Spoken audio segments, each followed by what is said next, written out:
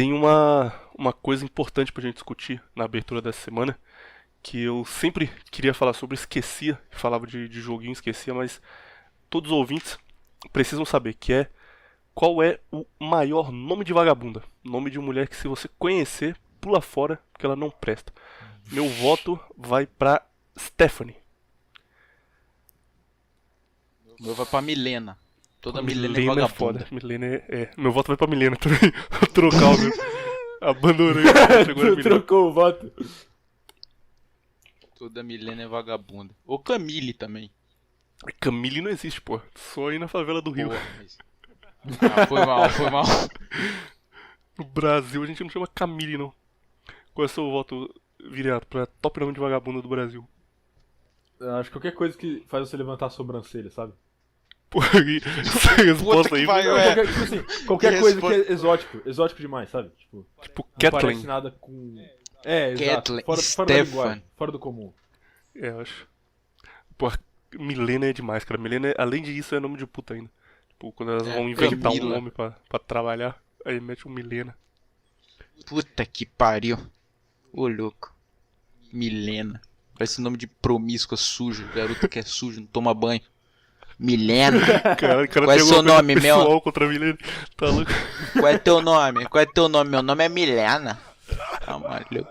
Ah, eu conheci um que tinha um nome muito fodido, era mó piranha. Chamava Daphne. Ah, também conheci. Também Pô, era piranha. Daphne é nome de noite. Nome das noitadas aí, das mulheres que ficam na noite aí. Convocando os caras. É Daphne. mulher entre aspas. Era Daphne com PH? Não sei. Eu não li isso. Ô, soletra seu nome aí só pra rapidinho pra ouvir. Se for com F é menos degenerada, mas se for com PH Com é PH é degenerada por problema. completo. Se é for problema. PH alto, não pode. Tinha na minha escola uma menina chamada Daphne com PH que realmente era muito vagabunda, cara. Vai ver a mesma. Fiquei traumatizado com esse nome depois disso.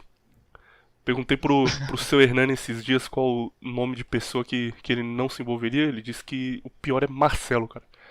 Que de ex, ele já namorou um Thiago, foi de boa, já namorou um Raj, foi de boa. É Marcelo, falou que é foda. Os caras não prestam, não liga O favorito depois. dele é o Paulo, né? Não liga, né? Bloqueia ele no zap. Foda. Foda, foda.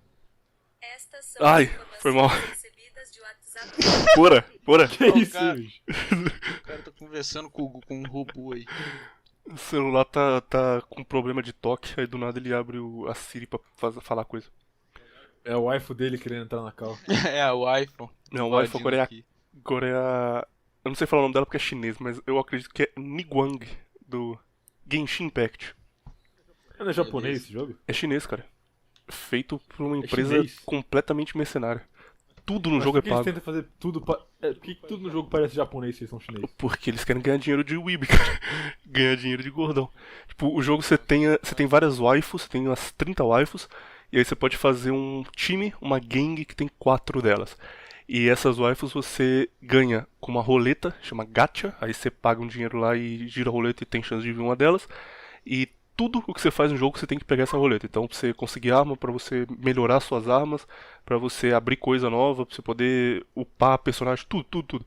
Você tem que ficar gastando dinheiro pra girar a roleta, aí você ganha um negócio e fala, ah, agora eu posso... A minha waifu aqui, Klee, que tinha 2 de ataque, agora vai ter 4 de ataque, graças aos $20 que eu gastei. Sou muito foda nesse jogo. E aí você continua nisso. O gameplay é isso. Vou dar os créditos pra eles, que eu tinha toda certeza que era japonês o jogo. Tudo tá escrito japonês no jogo? Eles se fantasiaram do maior inimigo deles. É, exato. Só pra ganhar dinheiro. Eles se fantasiaram de japa pra poder fazer dinheiro. Genial, tem que admitir. Tinha 2 canais que eu acompanhava disso no YouTube. Um deles, o cara parou de fazer porque ele era viciado em cocaína e ele fez um vídeo falando, tipo, galera, quando eu era viciado em cocaína eu não gastava tanto dinheiro igual eu gastei agora com esse jogo. Isso apagou o canal. E o outro que é grande é MT Donan, eu acho o nome dele, que é o maior canal desse jogo. Ele parou porque ele tinha gastado $7.000 em um mês. E aí ele fez um vídeo falando, porra, acho que eu fui longe demais, hein, gente, vou parar de gastar dinheiro nisso aqui. Aí ele decidiu que ele vai jogar com uma conta free to play, mas não acho que vai durar muito tempo, né? Bizarro, cara. Eu só jogo jogo de gente zoada da cabeça, cara. Esses jogos online de gente normal, gente feliz, eu não consigo. Eu começo a jogar e me sinto mal porque tá todo mundo de boa e ninguém tá reclamando de nada. Esse ambiente aqui não é pra mim, não. Vou procurar um de. Que jogo é esse aí? Me fala que eu quero jogar. Rainbow Six, por exemplo, a turma é de boa. Tem uns amigos que jogam Rainbow Six e eles estão, tá maneiro isso daí. Tudo é meio balanceado. Ou, sei lá, Samurai Shodown é de boa também. Gostou de jogo de. Street Fighter tem um fórum chamado Shoryuken. Que é. Eu não consigo não falar de Street Fighter em nenhum programa, cara. Tem um fórum chamado Shoryuken, que é um fórum de jogo de luta. E é um fórum muito pequeno, porque é tipo gente que joga muito a sério e fica analisando o frame data. Então os posts têm poucas curtidas, poucos comentários, mas é gente que fala a fundo do negócio. Quando você entra lá no fórum de King of Fighters, no fórum de Tekken, é só gente feliz, é só os caras, pô, esse jogo aqui é maneiro, hein, quero aprender um combo, me ajudem aí. Eu entrei no de Street Fighter na semana passada porque eu queria aprender como counterar a Ibuki no online. E o primeiro post era um cara contando a história dele, que ele queria ajuda porque ele começou a jogar Street Fighter há 2 anos online pra se divertir. E fazia 6 meses que ele não dormia direito, ele tava com insônia e tava ficando careca de tanto estresse. E o dia inteiro dele era pensando em como ele ia passar raiva quando ele chegasse em casa e jogasse Street Fighter online. Aí eu falei, pô, coitado desse cara, né, meu? Ele tá num nível aí foda. Espero que melhore logo, fui ler os comentários. Todo mundo que respondia ele era a mesma coisa. Nossa, é verdade, cara. Eu era uma pessoa tão feliz em jogar Street Fighter Online e hoje em dia, olha como eu tô. Também tô ficando careca. Eu terminei com a minha namorada. Eu brigo com os meus pais todos os dias porque eu passo raiva nesse jogo. Foi a pior escolha que eu fiz na minha vida, jogar Street Fighter Online. E é um negócio que eu jogo há 1 ano. Esse é o tipo de coisa que me atrai na internet. Engraçado, ontem mesmo o YouTube me recomendou um vídeo bem antigo do cara, um cara que eu gosto muito, que é o Sverian, não sei se você conhece. Uhum. É o cara que come carne crua. E era um vídeo, o título do vídeo era o seguinte, era algo mais ou menos tipo, esportes é uma maldição, tipo, é uma macumba, um negócio assim. E, cara, Acho que o eu argumento sei. dele, o argumento dele era bem simples, tipo assim, esportes é uma forma de te escravizar, te enchendo de algo que você quer, mas não sabe que você quer, sabe? Tipo, ele... Eu já falei isso no vídeo também, que eles usam o seu instinto de competitividade pra poder te prender no negócio, e uma vez que você tá preso, eles te usam praticamente, né? Porque você tá ali obcecado pra competir, você não liga se você vai gastar 7 mil reais, como você falou aí, que meu cara fez, entendeu?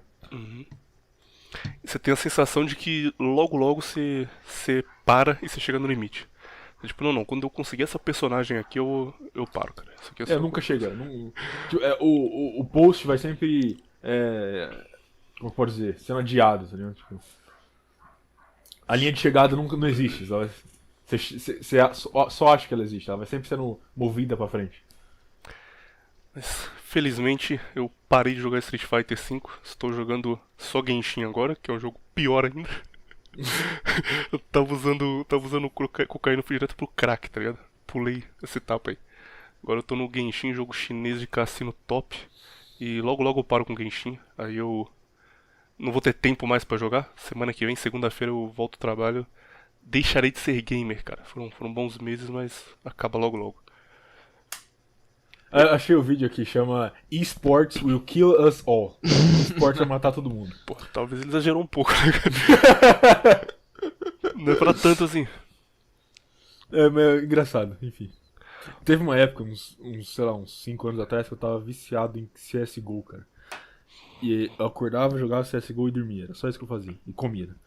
E era tipo assim, eu vou pegar esse rank aqui, aí eu vou jogar outra coisa, entendeu?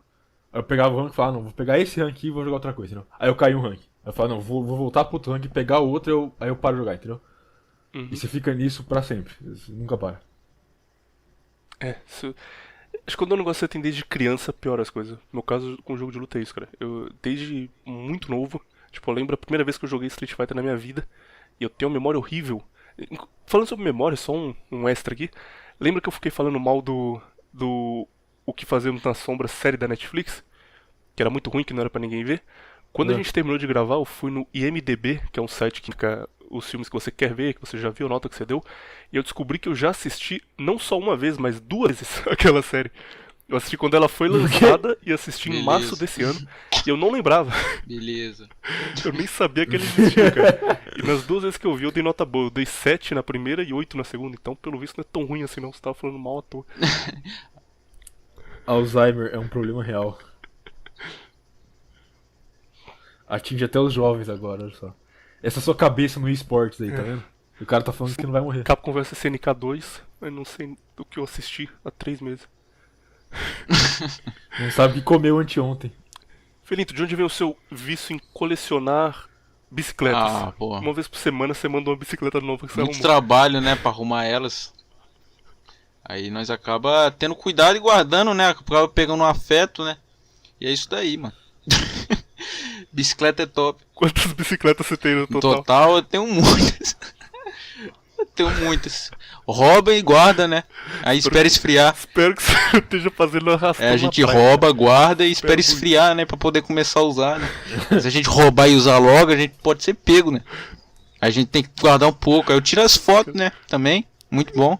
E, mano, Esse cara tem uma história de superação, porque ele tomou um fora de uma garota há uns 3 meses, e aí todo dia ele manda uma foto de uma bicicleta nova e fala, ó, manda pra ela lá pra ela ver como o pai tá foda. não, pai. Uma foto de uma bike lá. Não, só bike top. Pai tá de Só calói calói, agora. só calói. Calói é de linha, é ponta de linha. Você tá louco. Certeza que ela deve olhar as fotos e falar, nossa, abri mão desse cara aí. Não, mas ela olha a garupa da calói, ela já fica babando. Caramba, olha o que eu perdi. Perdeu, não dá pra voltar Agora atrás. já era. É só as novinhas. Só quero as novinhas agora, as novinhas do baile. Da pista.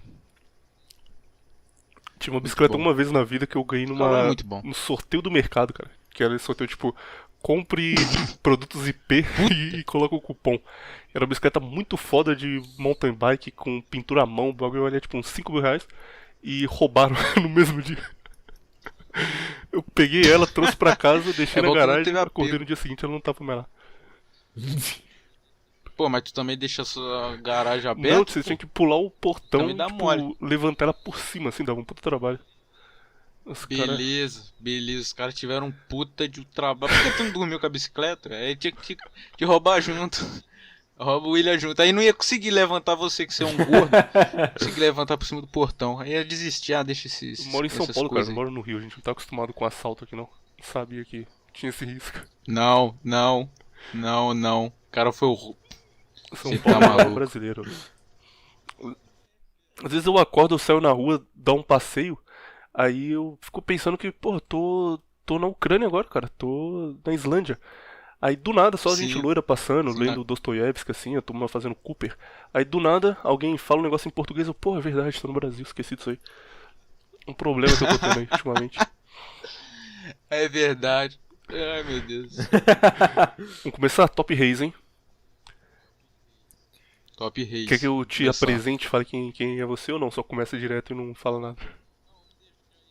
Não, vamos deixar aí no suspense. Aí vocês começam a falar e do nada eu falo. Não, mas Aí o os cara já pessoal, vai ué, ter ouvido invadiram, você hackearam o falando na PC. abertura. Não, então deixa eu Ah, é apresentar. verdade, né? Bom Apresenta aí. dia 30 segundos de pra silêncio todo aí, hein? proletariado. Bom dia pra quem busca ascensão. Bom dia pra quem não faz sexo casual, pra quem não fornica antes do casamento. Bom dia pra quem treina toda semana. Bom dia pra quem respeita as mulheres. Bom dia aí.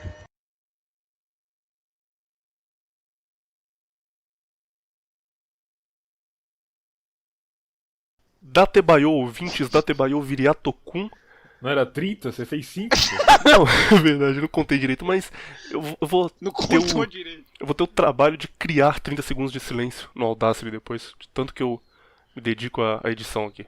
Então pra que você faz o silêncio então? Eu ia fazer, só que eu perdi a contagem do tempo, então vai 5 mesmo, eu crio 25 lá, não tem problema. Beleza, então. Posso vai. fazer a abertura agora? Você vai parar de interromper?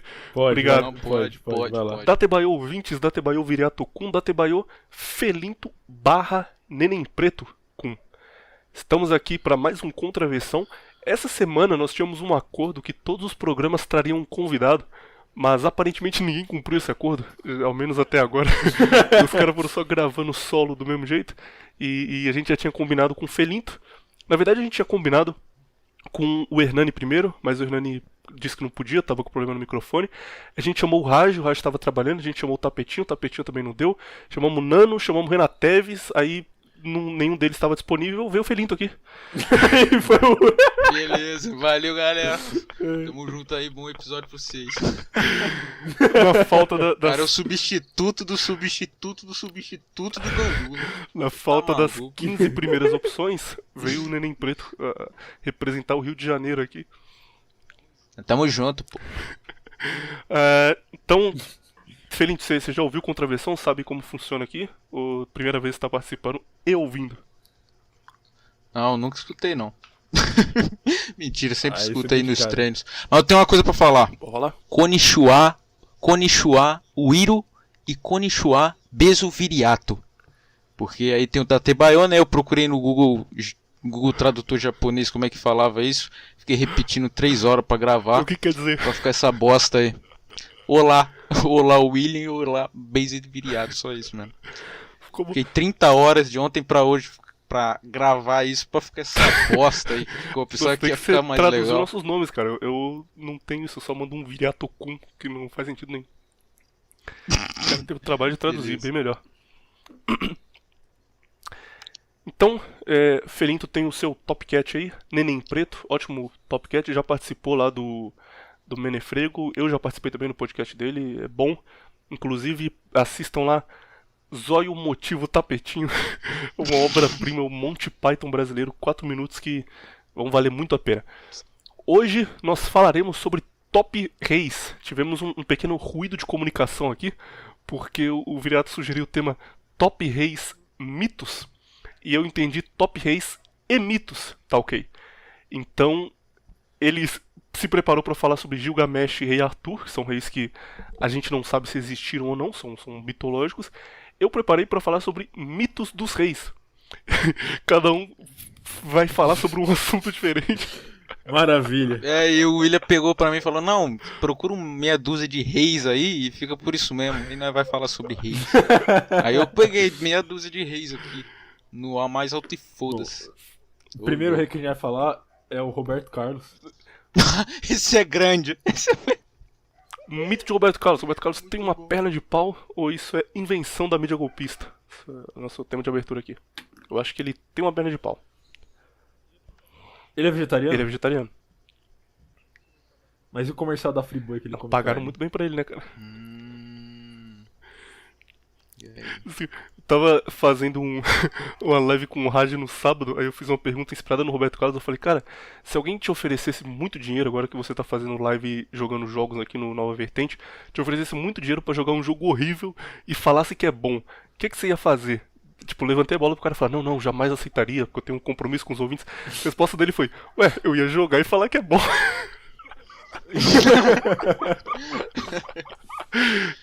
Ah, cara, isso aí é o que não falta no YouTube, pô.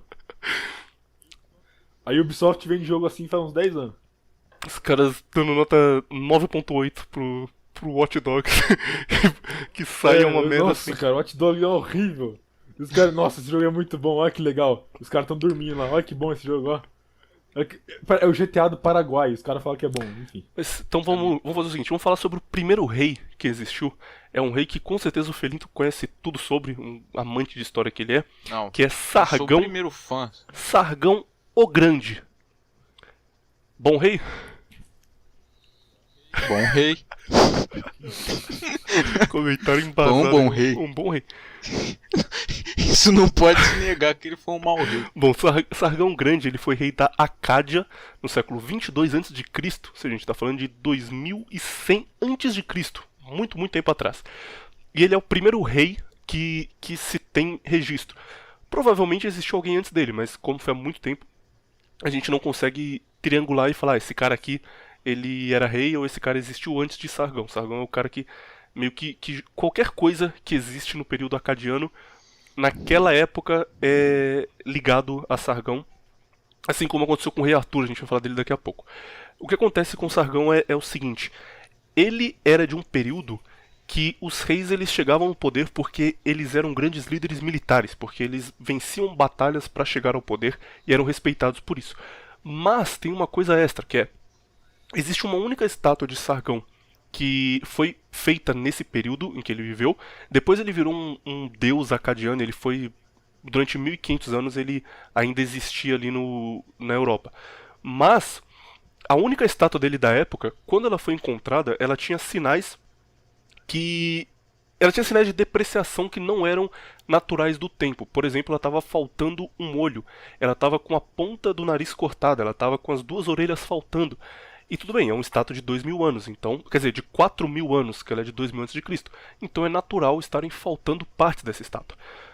Mas, depois se descobriu que Dario, o Medo, que é um outro rei já que é citado na Bíblia, no livro de Daniel, ele conta em uma das cartas que ele encontrou um postulante ao trono de rei, um cara que estava tentando dar um golpe nele e se tornar rei, e a punição que ele fez para esse cara que tentou se tornar rei foi cortar a ponta da língua, o nariz, as orelhas e arrancar o olho esquerdo dele, para deixar todo mundo que via ele ia saber que ele passou por uma grande vergonha e por isso ele foi mutilado.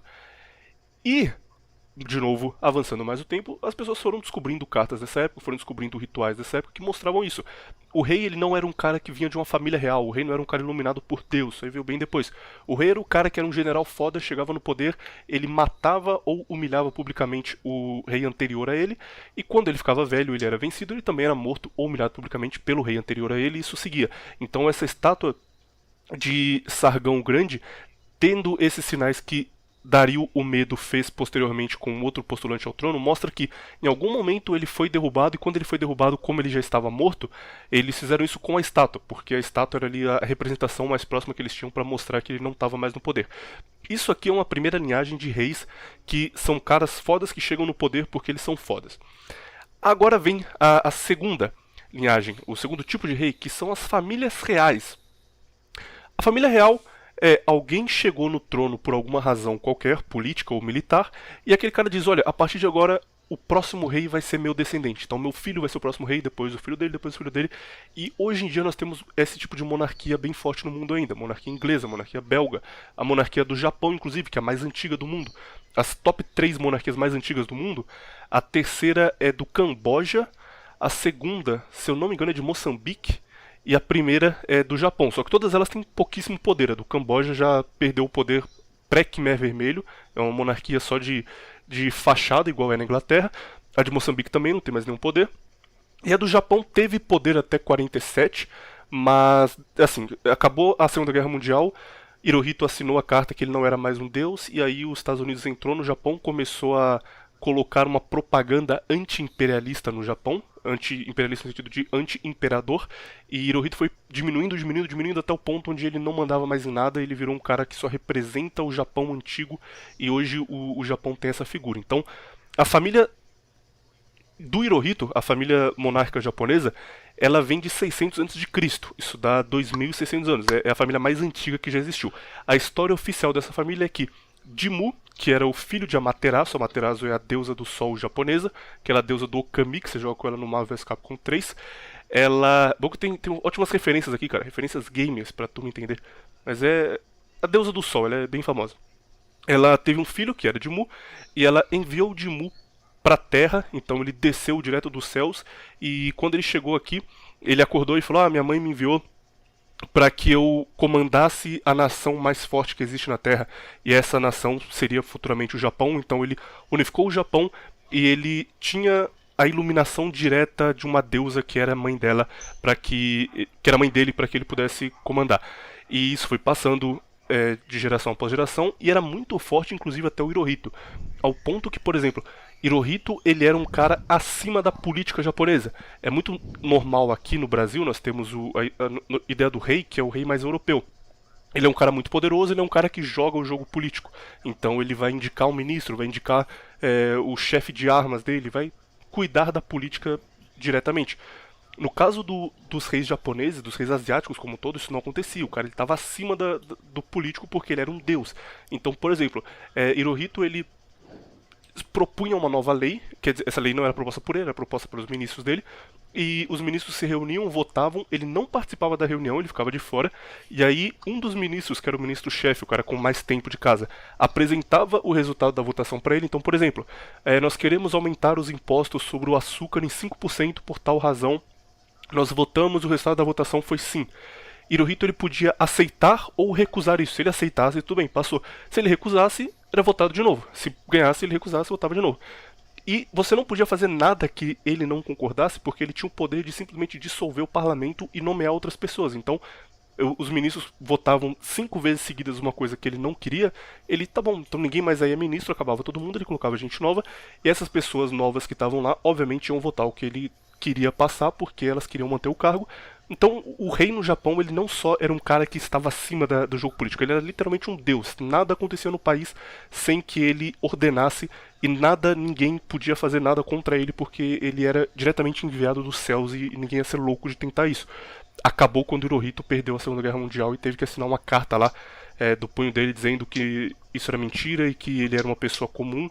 Isso inclusive é chamado de Declaração de Humanidade, quando ele se declarou humano pela primeira vez em 2000 anos, e aí a turma percebeu que ele era só um cara e tudo bem eleger um presidente e fazer coisas que ele não queria. Mas enfim, esses são os dois tipos de monarquia.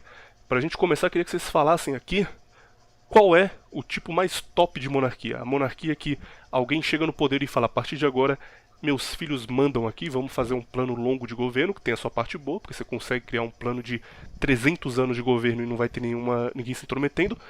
Ou o tipo mais antigo, que era o rei é o cara foda que chegou lá no poder porque ele venceu todo mundo em batalha, e durante 30 anos ele vai ser rei até chegar alguém mais foda do que ele e derrubar ele. Qual vocês acham a melhor monarquia? Vou dar uma resposta pra você depois. Porque agora eu vou questionar uma coisa que você falou aí no começo. Que é o seguinte, vamos dar aqui. Cara, não para de refutar, cara. Vamos aqui dar a contraversão, não é mesmo? Temos que dar a contraversão. É o seguinte, quem diz que Sargão é o primeiro rei da história? William. É uma pergunta, eu demorei pra responder porque é uma pergunta muito. Ninguém diz, mas é tipo o primeiro rei que se tem registro, então ele é tido como o primeiro da história. Não, não é. Porque o próprio. Quem existiu antes dele e era rei? Não, foi citar um. Tem vários. Cite 12. Não, Cite Gilgamesh. 12. Cite 23. Não, eu ia falar do Gilgamesh, né? Então, o Gilgamesh, você tem registro histórico dele? Mais até do que Sargão, certo? Você tem aí a epopeia do Gilgamesh numa pedra, tudo escrito. Você tem várias estátuas Você tem dele, registro você do tem várias Super-Homem também, então. interpretações dele. Eu tenho Não, um livro calma dele aí, aqui em tá. casa, tudo escrito. Onde ele nasceu. Mas esse é o ponto. Esse é o ponto que eu quero chegar aí. Esse é o ponto que eu quero chegar.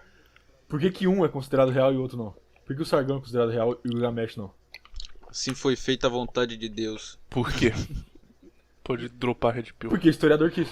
Essa é a resposta. É um consenso Isso do é historiador. verdade. Isso não tá errado, não. É só isso. E aí, vamos chegar em questão de não em contraversão, mas em teoria da contraversão, teoria da conspiração, que é o seguinte. 2016, ok, vamos voltar no ano distante, 2016, aconteceu uma certa coisa que foi o Wikileaks soltou os e-mails da Hillary Clinton e de todos os seus assessores dos Partido Democrata, certo? O que tinha escrito em um dos e-mails lá? Uma coisa que Eles muita estavam gente ignorou. atrás da tumba de Gilgamesh. Não, eles não só estavam atrás da tumba de Gilgamesh, mas como tinham um e-mail da Hillary Clinton pedindo o corpo do Gilgamesh. E não era um e-mail tipo, uma coisa, sei lá, formal, então era tipo assim, me fala lá onde é que tá o corpo do Gilgamesh. Era tipo isso. Certo? Então isso é um conhecimento que existe, ok? E eu vou dizer o seguinte, existia um artigo da BBC, e você acha isso no Wayback Machine, você não vai achar mais no site da BBC porque foi excluído, sabe-se lá por quê. Mas a questão era o seguinte, era um artigo dizendo que acharam uma múmia de, mas se eu não me engano era 3 ou 4 metros a múmia, e acreditava-se que a múmia era de Gilgamesh, certo?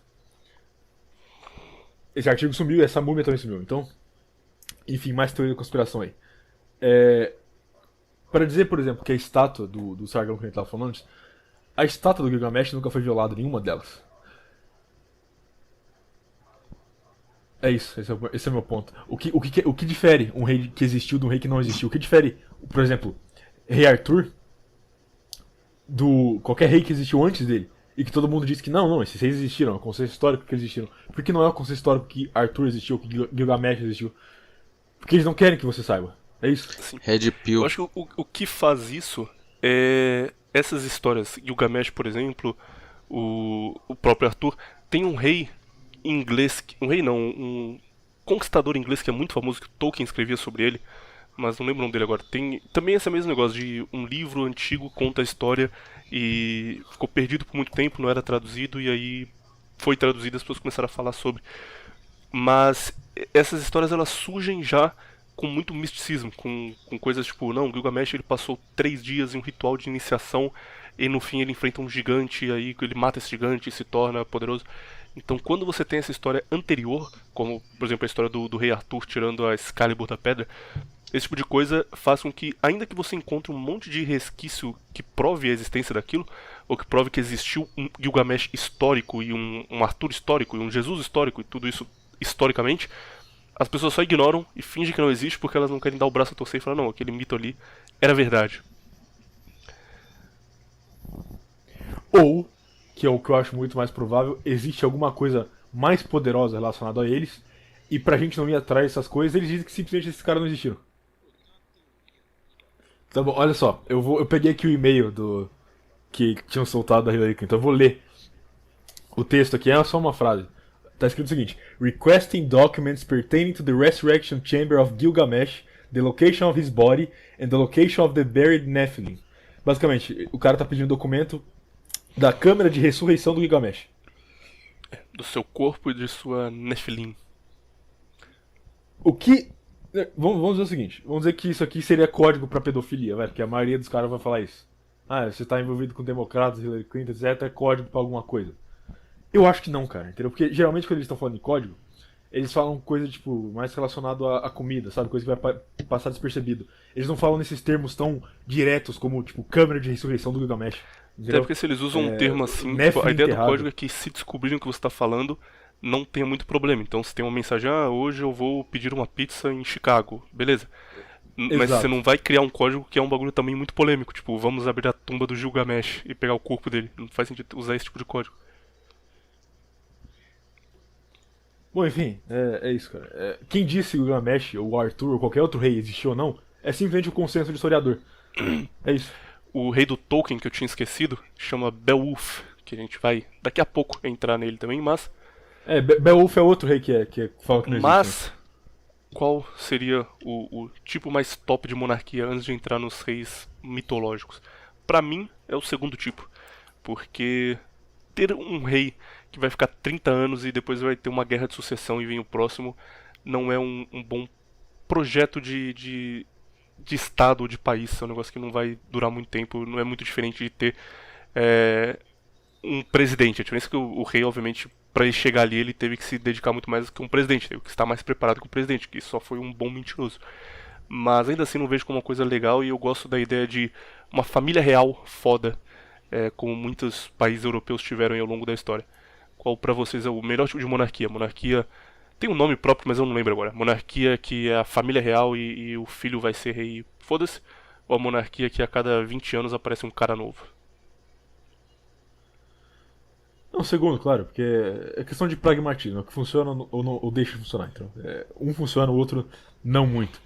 O primeiro, a questão da monarquia militarista e tal, é muito mais uma questão primitiva, tribal, sabe? É uma coisa bem mais relacionada ao nosso modo primitivo de viver, enquanto já a monarquia familiar é um negócio muito mais baseado no sistema de casta, então obviamente vai funcionar melhor. Concordo. O que você acha, Felinto? A mesma coisa, estou aqui pra escutar só. Você tem que participar, porra. Não, ó, eu acho. Ficou lendo Eu sobre tenho que a falar, Ó, eu acho que a monarquia, uma família real seria top. Seria top. Essa aí é a minha participação aí no Contraversão, obrigado. Podem continuar a falar aí sobre Gilgamesh e Rei Arthur. Muito bom escutar isso ao vivo. Por que você não fala de como nos morros do Rio de Janeiro parece muito mais uma monarquia militarista? É verdade. Quando morre o dono do morro, É os caras têm verdade. que brigar entre si pra ver quem vai ser o novo dono. Sim, por isso que tem muito conflito, né? Porque, Exato. Se tivesse uma família real na favela, não pô, teria aí problema. seria top, eu ia morar na favela. Quer dizer, eu moro, né? Então, moro numa favela que é muito top, né? E é isso. Não, mas tem um sistema que é parecido, que é o sistema de milícias. Que é tipo a máfia italiana carioca. Que é tipo isso, o pessoal eles são tipo policiais que, por exemplo, cobram comerciantes e eles ficam lá por muito tempo, né? Porque é como se fosse realmente uma família real. Fica lá por vários tempos porque não tem ninguém para competir, porque eles são amiguinhos dos policiais, então a polícia tá ali a proteção, é tipo um mega exército. É isso daí. Assim como o esquerdista gosta de mudar as palavras pra mudar o significado das coisas, tipo chamar a favela de comunidade, porque aí automaticamente deixa de ser um negócio ruim, a gente podia fazer isso com o Rio de Janeiro, né, cara? A gente fala, tipo, milícia é a máfia italiana. Mas é real, sim, é a máfia italiana. É literalmente a máfia italiana. O cara assiste Poderoso Chefão, vai no YouTube, coloca lá foto do Don Corleone e acha foda. Aí quando o miliciano vem cobrar dinheiro pra não cortar a perna dele, ele acha ruim. Falando, não, peraí, cara. Porra, os caras chegam no barzinho assim, ó. Nós vamos aí fazer aí a proteção do local, porque aqui é muito perigoso, né?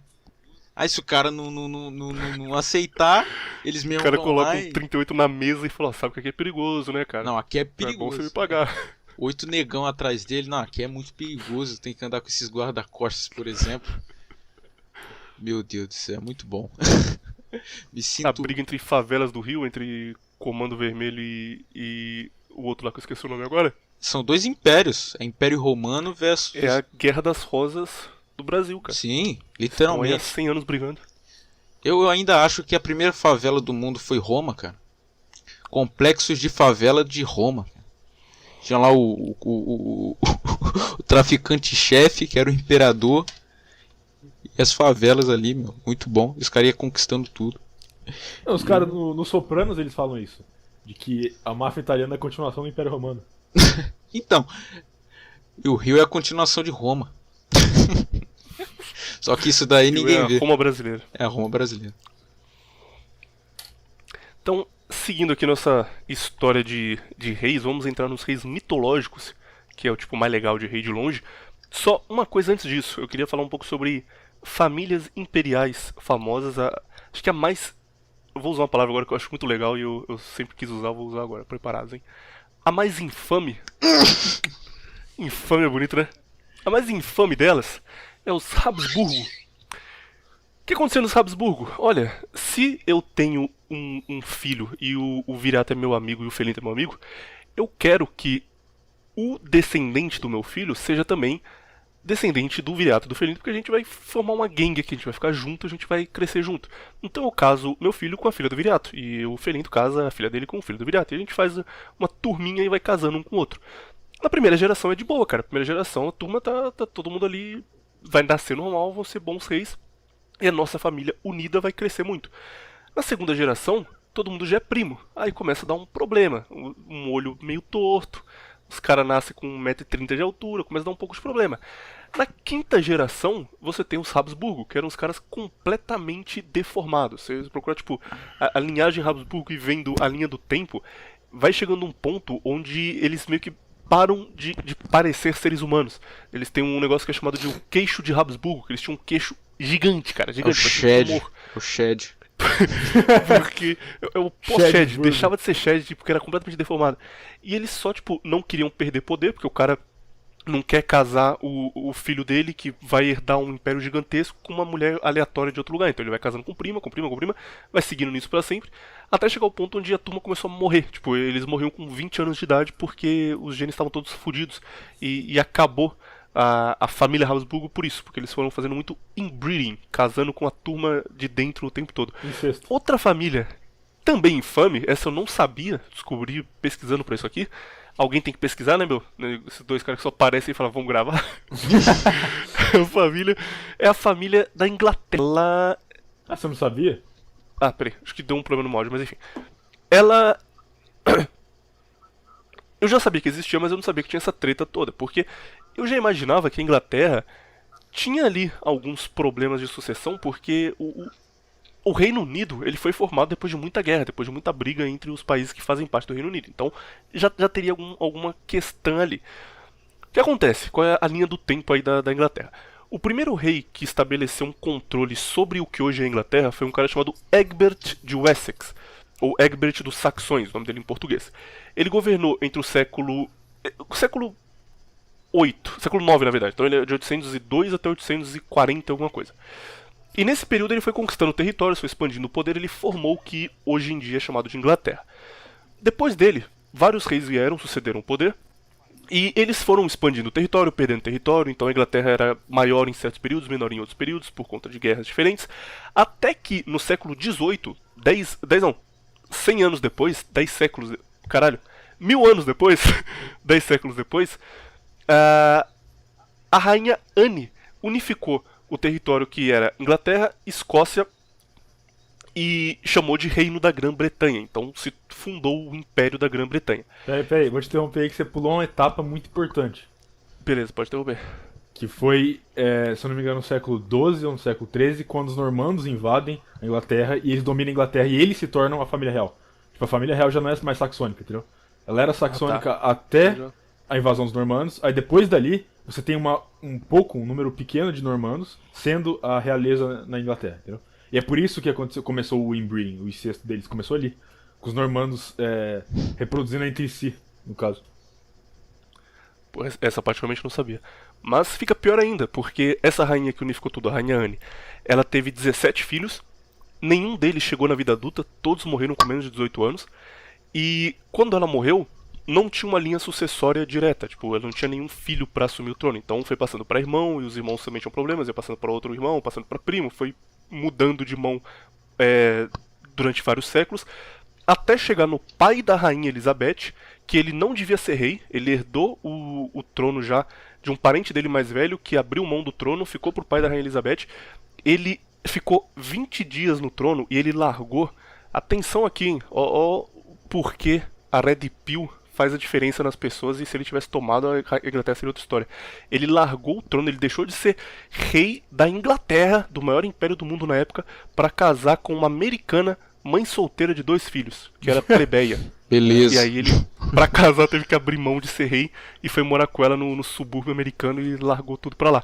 E aí a Elizabeth herdou tudo isso. E a Elizabeth, ela, tipo, é filha de um cara que não devia ter sido rei e que, se você vai expandindo pra tentar colocar a rainha Elizabeth na mesma árvore genealógica você pulou dos fundadores da Inglaterra, você não consegue... Pode falar. Você pulou outra etapa. Foi o seguinte, o cara que fez isso aí foi o irmão mais velho do pai da rainha da Inglaterra, da Elizabeth.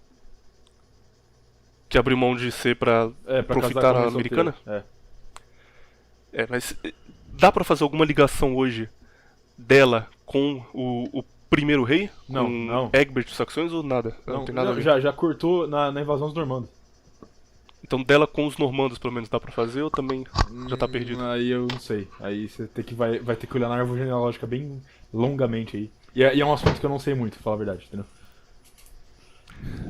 Então, as duas famílias imperiais mais famosas aí, Habsburgo e a família inglesa, não sei qual é o nome da família inglesa mesmo, tem alguns Windsor. problemas. Mas a Inglaterra tem o melhor rei mitológico, que é Arthur. Antes de começar aqui, Viriato, Arthur existiu ou Arthur não existiu? A história é fake news. Sim, existiu. Eu acho que existiu, pelo menos. Por aí você... Quer falar sobre ele? Dê a versão do existiu e eu dou a do não existiu depois, a gente deixa o ouvinte decidir. Deixa o Felinto bater Beleza. o martelo. Tá bom. Ele vai ser o juiz aqui. Tá bom, vamos lá. No final do século... Final não, na metade mais ou menos do século V, você teve ali logo o começo da queda do Império Romano, certo? E aí você... Se eu não me engano, uns 50 anos antes disso, você teve os romanos não saindo, mas perdendo na Inglaterra, no caso. E começa aí as invasões saxônicas, né? No caso, os saxões, os anglos e os jutos invadem a Inglaterra. E no século... que eu falei antes, na metade do século V, você tem a Batalha de... Batalha de Badon. Quer dizer, Badon eu acho que é o nome original, não sei qual que é em português, enfim. que foi onde o reino dos bretãos, que no caso era um reino da união dos assentadores romanos que ficaram lá depois da queda e dos nativos bretões, celtas no caso. A união dos dois faz o reino da Betônia. Betônia? Acho que tá certo. Enfim. Tá certo. E esse reino meio que se defende contra a invasão dos ângulos e dos saxões, etc. Enfim, surge no meio disso uma figura chamada, em cartas escritas na época, Artorius. Okay? Esse Artorius dizia-se ser um descendente de romanos e bretões, entendeu? Então, no caso, ele provavelmente devia ter uma mãe e um pai, provavelmente um pai, no caso, romano e uma mãe celta, provavelmente. E ele meio que liderou a resistência dos bretões contra as invasões dos anglo-saxões, certo? A questão é, o único, no caso, registro histórico que você tem do Artorius foi certas correspondências que ele trocou com um cara, que eu não vou me lembrar quem que é agora, mas basicamente esse cara pediu ajuda para segurar os... acho que era a Alemanha que estava invadindo a França. Ah não, eram os francos, ou os frisos agora, não vou me lembrar. Estava invadindo a França, esse cara Artorius, ele navega, ele sai da Inglaterra e vai até lá, ele defende, aí parece que ele morre no local, e eles pegam, esse cara era como é que posso dizer, uma figura heróica já pros próximos bretões. Eles pegam o corpo do Artorius e levam ele para uma cidade que chamava Avalon, no caso. Quer dizer, essa segunda parte já é mais especulação, entendeu? Tinha uma cidade ali na região que chamava Avalon, isso é verdade. E teve uma batalha na mesma época que aconteceu perto. Eles pegam o corpo desse cara que se chamava Artorius e levam pra Avalon, entendeu? Aí você consegue ver o começo da lenda se formando. A questão é que a lenda arturiana, que a gente vai entrar mais a fundo agora, ela é um negócio muito mais complexo e até mais antigo do que o próprio Arthur, entendeu? A lenda arturiana é só um reflexo e ela ela foi revivida anos depois, porque a questão é, o mito do rei Arthur, ele acontece, entre aspas, na era da imigração, certo? Nas eras das grandes migrações que acontece depois da queda do Império Romano. Então, século V, século VI. E essa história só vai ser revivida no século XI, século XII, entendeu? Que é exatamente na época onde está tendo uma crise de identidade, entre aspas, na Inglaterra. Porque o que era a Inglaterra nessa época? A Inglaterra era dividida entre bretão, certo? Que eram os, entre aspas, nativos, que também tinham invadido antes. Na verdade, os bretões são descendentes dos Hallstatt, que invadem a ilha da Inglaterra uns 2500 a.C. Então você tem essas pessoas, você tem os anglos e os saxões, que são dois povos diferentes. A gente hoje considera como o mesmo povo, mas são dois povos diferentes. E você tem os jutos, e você tem depois ainda os dinamarqueses que invadem aí nas grandes navegações vikings ali. Então você tem um povo que tem várias identidades étnicas diferentes, e aí na Idade Média eles tentam reviver isso e ter uma identidade única, entendeu?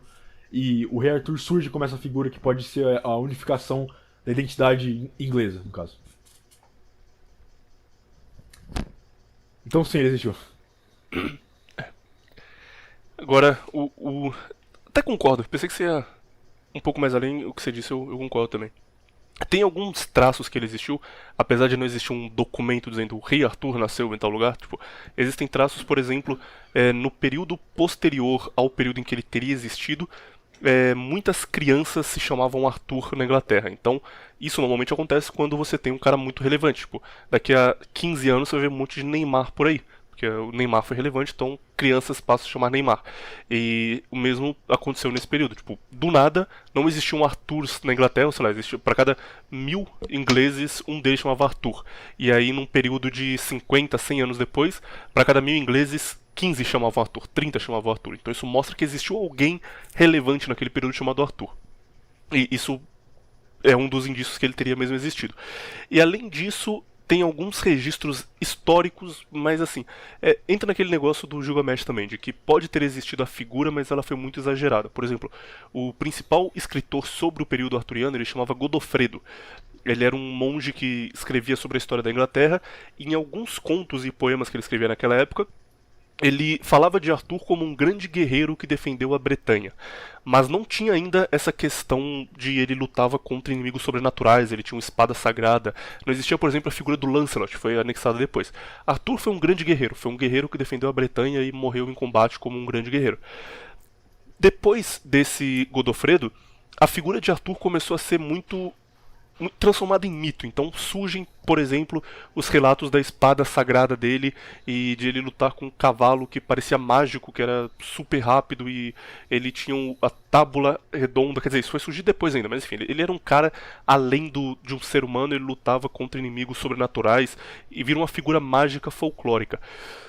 Isso daí durou até o século XIX, quando um cara chamado Chrétien de Troyes, eu acho que é isso, um nome assim francês, é um escritor francês do século 18/19, ele adicionou na história Lancelot, adicionou o Santo Graal, adicionou os Cavaleiros, ele criou o que seria os romances arturianos que se tornaram importantes na literatura medieval. Então, desse primeiro escritor, Godofredo, ficou só o fato de Arthur ser um grande soldado, um grande guerreiro que lutou pela Bretanha. No passado tempo, entre Godofredo e Chrétien de Troyes, nós tivemos um período gigante de histórias que foram sendo adicionadas, e o surgimento de Uther, o surgimento de Merlin, o surgimento do Castelo de Arthur, de Mordred, de Avalon, isso tudo foi surgindo e sendo anexado ao conto, e Arthur virou meio que uma figura folclórica mitológica, até a gente ter o Arthur moderno, que foi criado já no século XVII. Então eu também acredito que Arthur existiu como um soldado, tipo, ele foi um soldado foda, foi um guerreiro foda, que marcou o período dele, foi um grande soldado. Mas a ideia que os ingleses têm de Arthur, ela tá muito ligada à figura mitológica dele, sabe? Até hoje existe essa ideia de que Arthur está repousando e que ele vai voltar quando a Inglaterra estiver sendo invadida e estivesse sob grande risco. Então Arthur não morreu, ele está ali dormindo em algum lugar secreto e quando for necessário ele vai voltar. Isso é muito usado em literatura também. Tem um livro chamado Camelot, um livro não, uma HQ chamada Camelot 3000. Aí, é uma história que no ano 3000 a Terra está sendo invadida por alienígenas e Arthur ressurge. Só que ele ressurge e os cavaleiros dele surgem no corpo de pessoas dos anos 3000. Então, tipo, Lancelot volta no corpo de uma mulher. E acho que é Que exemplo, hein? Mas alguém volta no corpo de um traveco. E tipo, eles Que começam a exemplo, briga hein? porque eles têm a cabeça Beleza. deles medieval. Eles ficam, cara, o que tá acontecendo, cara? O que aconteceu com o mundo? Só que é uma boa série, cara. Não é um HQ de SJW, não. É uma HQ muito boa. E meio que critica essa turma e fala, cara, olha o que o mundo virou. E no fim eles se dividem entre um grupo que quer só deixar o mundo acabar porque tá tudo uma merda. E outro grupo fala, não, vamos tentar salvar aqui porque talvez ainda tenha jeito.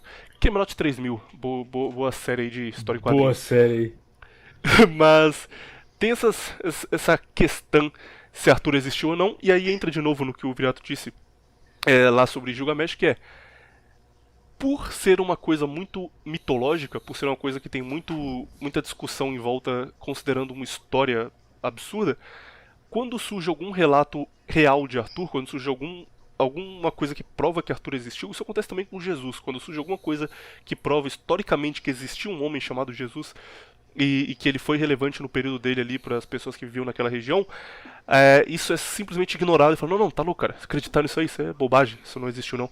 E por isso Arthur é deixado apenas como um mito, porque as pessoas não querem aceitar que talvez teve alguma verdade por trás da história, existiu um homem relevante que fez o mito ser possível. Mas quem decide isso é o menino Felinto, do Neném Preto. Olha, Arthur existiu ou não existiu? eu acho que existiu, mas é com aquilo que o Viriato falou, né? Que foi criado um mito para que os povos se inspirassem nele. Isso acaba caindo em, assim, quase a criação, eu acho, né? Na minha extrema ignorância perante aos cabeçudos que cá estão a falar, que quase todos os mitos nascem assim, nascem como formas de inspirar um povo. Ou eu estou errado?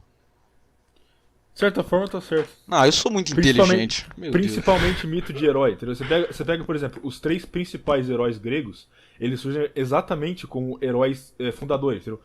Teseu, Perseus e Hércules, eles surgem como fundadores das grandes civilizações dos povos. Cara, como que é o nome que os gregos se davam antigamente? Helenos. Helenos, exato, os povos helenos, entendeu? Então sim, mitos, no caso, mitos heróicos, eles são usados para inspirar povos, mas simplesmente para dar origem a esses povos de uma forma heróica, entendeu? E o Arthur, ele serve para dar uma origem heróica aos ingleses, no caso, entendeu? E outra coisa, a imagem do Arthur, ela também serve para, principalmente essa imagem dele tá adormecido e ele se ressurge quando a Inglaterra foi invadida de novo, porque exatamente o que aconteceu na Inglaterra foi a invasão anglo-saxônica, certo? E aquilo formou a Inglaterra de uma certa forma, a Inglaterra moderna no caso. E os ingleses têm que lidar com esse fato, e eles criam essa lenda, entendeu? Esse herói mitológico para poder entender de fato quem eles são. Porque você vai, por exemplo, geneticamente falando, no oeste da Inglaterra e é muito mais celta, enquanto o leste da Inglaterra é muito mais germânico. E então você tem uma disparidade na própria aparência das pessoas, entendeu? Na Inglaterra, por causa dessa genética. Então eles têm que criar algo pra lidar com isso, entendeu? Enfim, é isso. E é a mesma coisa nos três heróis gregos, entendeu? Existiam três grandes cidades, três grandes civilizações na Grécia Antiga, entendeu? No caso era Atenas, que era criado por Teseu, Esparta e outra cidade que eu não lembro o nome, que era Hércules e... Qual que é Perseu mesmo? Eu não lembro agora. Mas era basicamente... Era isso, entendeu? Você tem que criar uma figura mitológica para dar origem à sua civilização, entendeu? No caso, pode ser o oposto também, que é o que eu acredito no caso, entendeu? Que essas figuras mitológicas são sim os criadores dessas civilizações, ou seja, existiu sim um Hércules que criou o povo espartano, entendeu? Só que, como eles são transformados em figuras mitológicas, eles saem de proporção depois de muito tempo, entendeu? Uhum. Tem um trecho que eu lembro que era mais ou menos assim, era através da ação o homem vira um herói, depois a morte faz o herói virar uma lenda e o tempo faz a lenda virar um mito. É isso aí. Muito top. Eu até ia falar, não sei se a gente vai comentar sobre reis, mas eu tinha anotado aqui sobre o rei Leônidas e os 300 lá, né? Que eles, na época que os persas invadiram a Grécia, né? Eles estavam em uma festa religiosa, né? Eu esqueci o nome. Goneia? Um bagulho assim, um nome muito estranho que o pessoal usava na época, a turma usava, né? E eles só resolveram ir lutar contra os persas, né? Que já que estava na festa religiosa, a turma não podia, né? Porque que era pecado, né? E aí eles só foram por causa dos mitos, né? Que os grandes oráculos, né? Falavam que os descendentes de Hércules iriam lutar com os descendentes dos persas, de Perseu, né? Os Hércules eram os espartanos, né? A turma lá de Esparta, que os gordão, os Mictal gostam daquele filme 300, né? Tem a turma dos 300, lutar contra a turma que eram os filhos do Perseu, que eram os persas, né? Então é isso daí. Muito foda. Não, na verdade, Perseus é só em parte desse ancestral dos persas. Não tá tão errado, mas também não tá tão certo. Enfim, mas é mais ou menos isso aí mesmo. Então é isso. Um outro rei histórico aí... Histórico não, um outro rei mitológico, na verdade, é Beowulf. Beowulf eu não ia falar dele, mas eu lembrei agora, vamos aproveitar. O que acontece? A Inglaterra ela não tem uma história foda de fundação. Então, tipo, a Inglaterra, depois de 1300, 1400, foi um império foda. Era um império, como eles chamavam, onde o sol não se põe. Porque a Inglaterra era tão grande, tinha tanto país, tanto território sob controle, que em qualquer período do dia, em algum lugar da Inglaterra seria dia, em algum lugar da Inglaterra teria sol. Então, tipo, eles dominavam o mundo inteiro. Era um império, foi inclusive o maior império que já existiu, o Império Inglês no auge dele. E eles não tinham uma história de criação foda. Tipo, era só um povo que chegou lá, começou a colonizar e foram existindo várias guerras e foram surgindo cidades menores, guerreavam e de repente a Inglaterra existia. Então eles tinham essa preocupação de criar alguma história foda de criação, alguma história foda de surgimento, de onde eles vieram, como os gregos tinham, como os romanos tinham.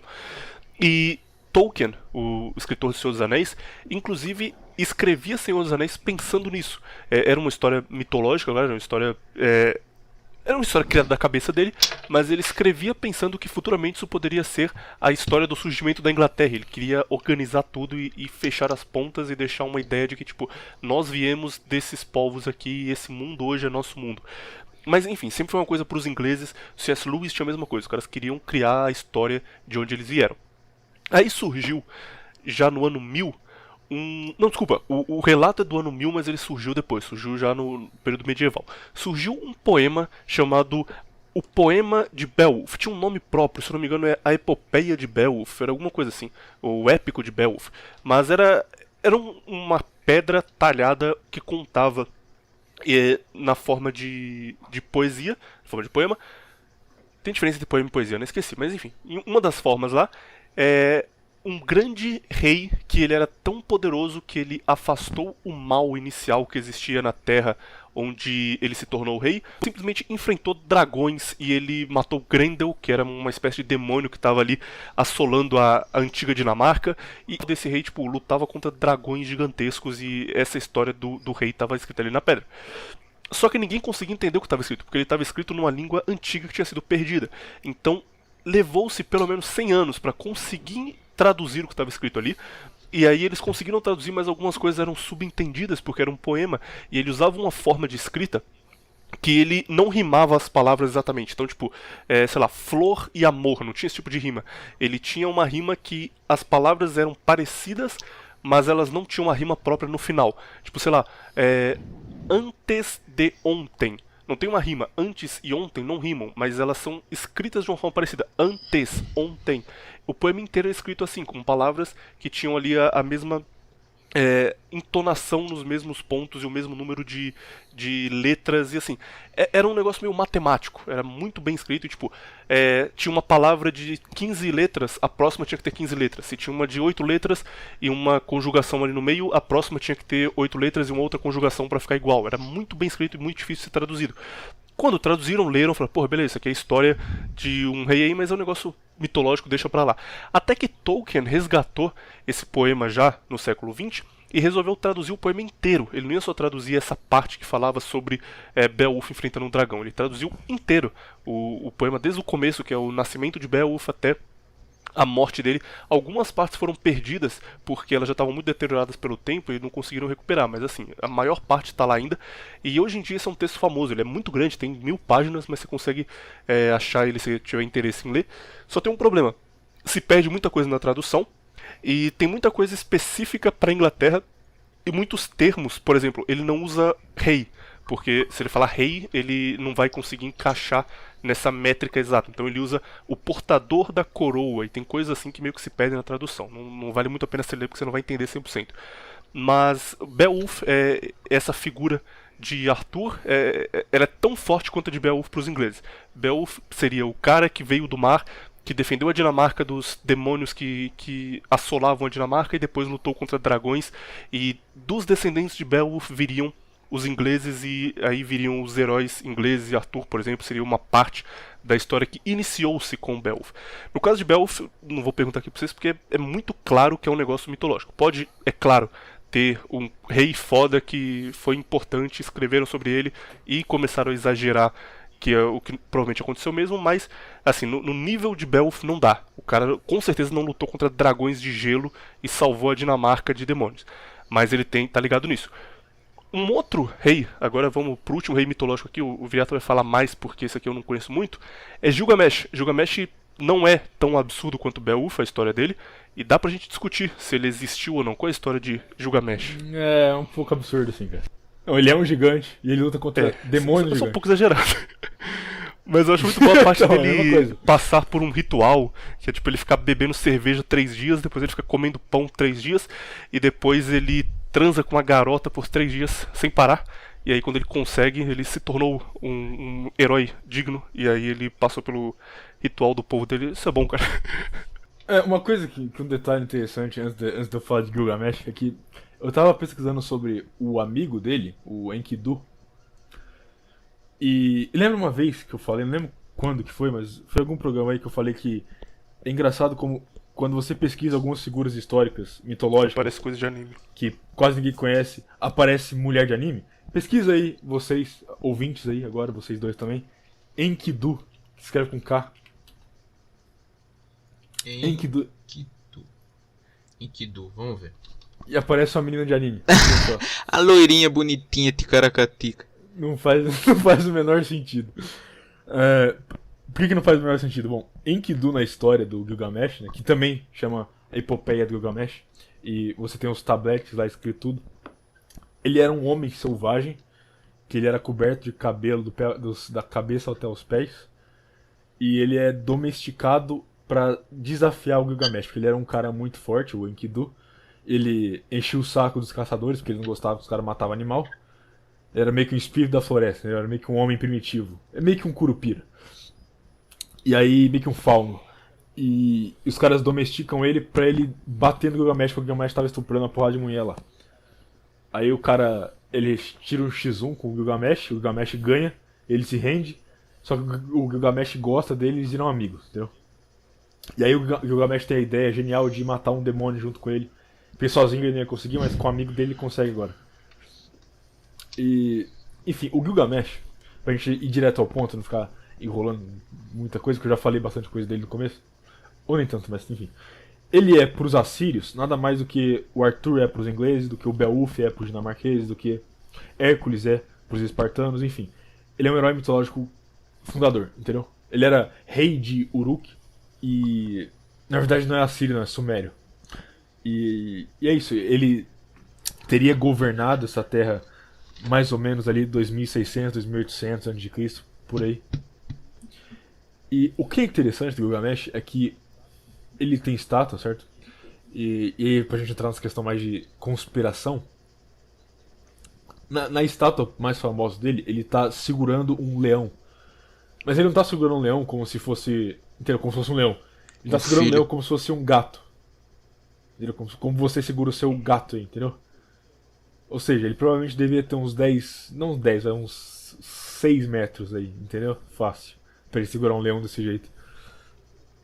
O que é interessante, uma coisa que é ainda mais curiosa no épico de Gilgamesh é que no épico de Gilgamesh é citado, adivinha só, William, você vai adorar essa, o dilúvio. Pô, tava demorando. Não só isso, cara, tem outra coisa. Só faltam os Quando citas. o Gilgamesh conhece o Enkidu, eles se tornam amigos e eles vão viver nas cidades. E ele diz claramente, pô, é exatamente isso que tá escrito. Eles se tornam indolentes porque eles vivem nas cidades. E a vida os Exato. torna fracos. E aí eles decidem partir em Exato. busca de novas aventuras. É. Eles decidem ir pro meio do mato pra ficar forte de Exatamente. novo. E, Ô, louco. enfim, eu acho que vale muito a pena você ler o épico de Gilgamesh, não é tão grande assim. A tradução, de novo, é que nem o do Beowulf, várias coisas foram perdidas, porque tá escrito em sumério o negócio, então não é de se surpreender. Mas enfim, essa questão do Gilgamesh. Outra questão do Gilgamesh também, já que o meu amigo Felinto aí citou os citas, uma das representações do Gilgamesh, adivinha no que ele está andando? Numa biga. Ok? Beleza. Ele deve ter uma lista das coisas que ele tem que falar todo episódio. Acho Vai que riscando. já foi contraversão, já foi citas, Tu falou mal de cidade. cidade. Falta o quê? Vamos ver aí. Atlântida, vamos falar de A Atlântida também? história do Gilgamesh ela é muito boa. É uma história. Ele arruma um grande amigo, aí ele perde o amigo dele e ele tem que resgatar o amigo e no fim ele morre. Uma puta história legal, vale a pena se procurar aí mesmo. E caso tenha existido, não existiu um gigante que matava gigantes demônios, mas caso tenha existido um cara foda chamado Gilgamesh, que dele surgiu o mito, ele existiu em 3500 a.C. Então ele é anterior ao primeiro rei lá, Sultão, que eu Antigo falei. pra caraca. Seria ele exatamente, seria ele o primeiro rei da história, mas como eu acho que não existiu, eu vou defender aqui que ele não foi o primeiro rei da história. Só pra não dizer que eu estou errado. Tá bom então. Não, Beleza. se eu tivesse que chutar o primeiro rei da história, pra ser monarca mesmo, vamos lá, monarca, propriamente monarca, iria acabar sendo algum sumério mesmo, entendeu? Então provavelmente deve ser o Gilgamesh. Ou alguém depois dele. Provavelmente você está certo mesmo. A gente só não tem como saber. Provavelmente. Não tem. 50% de chance de estar certo ou não. Caralho, eu procurei imagens do Gilgamesh aqui e até ele tem personagem de anime. Gilgamesh Fate, é um loiro, tá? Tem uma explicação pra isso, cara, que um amigo meu otaku me contou. Esse caso realmente é um amigo meu otaku, foi o Nano, que ele me disse que japonês só gosta de como os nomes soam, então eles não se preocupam. Isso é muito um negócio ocidental da gente falar, porra, por que eu vou usar o nome Viriato? Porque o Viriato foi um cara foda, que eu admiro ele e tal. Por que eu vou usar Menefrego? Porque é uma frase italiana, eu gosto do fascismo italiano. A gente tem essa preocupação. Em japonês não, cara, só tem que soar bonito. Então, tipo, eles têm um jogo de luta chamado Under Night in Birth X Late ST. A tradução seria, tipo, abaixo da noite intra de pra dentro, abaixo da noite, intranascimento, ponto execução, tarde, ST. Não tem nenhum sentido. Só que só soa bonito. Under Night in Birth Exploit ST. E eles gostam de nomes que são bonitos, então eles vão atrás de nome de figuras históricas, mitológicas, porque soa bonito. Você ouve um Gilgamesh, um Arthur, você fala, porra, que foda esse nome aí, cara. Mas eles não estão preocupados em, tipo, simbolizar a figura histórica de qualquer forma. Só soa bonito, eles colocam. E... explicação. O japonês é meio maluco tendo isso daí. Galerinha, Oi. vocês me dão 2 minutinhos? Pra quê? Calma aí que eu acho que estão me chamando nessa porra. Atende aí, então. Sempre que alguém sai no meio da gravação, eu fico... Pensou se esse cara morrer, a audiência que vai dar, cara? A gente vai chegar em 800 mil views. Espero que ele tenha deixado o microfone aberto. Escutando uns tiros. Aí, vai pro... na boca do crime aí, ó. Tiver uns tiros, a gente já é pra caralho. Ouça contraversão. Faz uma propaganda. Maravilha. Mas, pra continuar esse assunto dos heróis de anime, tem um cara que eu ia falar, mas ele não é bem rei. Que é o Cuchulainn. É um herói mitológico irlandês. E, de novo, se você pesquisar o nome dele, só vai aparecer coisa de anime e aparece coisa de um jogo chamado Smite, que eu já joguei. Como escreve o nome dele? Procura aqui. Cu, de cu mesmo, Chulain. Ah, eu tô ligado, esse é uma serpentona, Não. né? Ele é meio que um Hulk celta, vamos dizer assim, que a história dele era isso. Caralho, cara. Porra, o shape foda. Ele era um guerreiro. A história é mais ou menos é a seguinte: ele mata um cachorro de um rei lá, e aí ele um cachorro. Mas ele mata de zoeira ou sem querer? Não lembro agora. Acho que ele mata. Acho que o cachorro ataca ele, uma coisa assim, ele mata o cachorro. E aí ele fala que não, eu vou ser o seu cão de caça agora, entendeu? Putz. Ele vira o cão de caça pro rei lá. Ele vai pra batalha e mata os caras do reino rival. Provavelmente esse herói é mais uma coisa. Porque, tipo assim, na história da Irlanda, o que você tem é basicamente uns 10, mais ou menos, clãs que ficavam lutando por 1000 anos aí pra tomar controle da ilha, entendeu? Bem parecido com o Japão, pra falar a verdade. A diferença é que não tinha um shogunato, um imperador.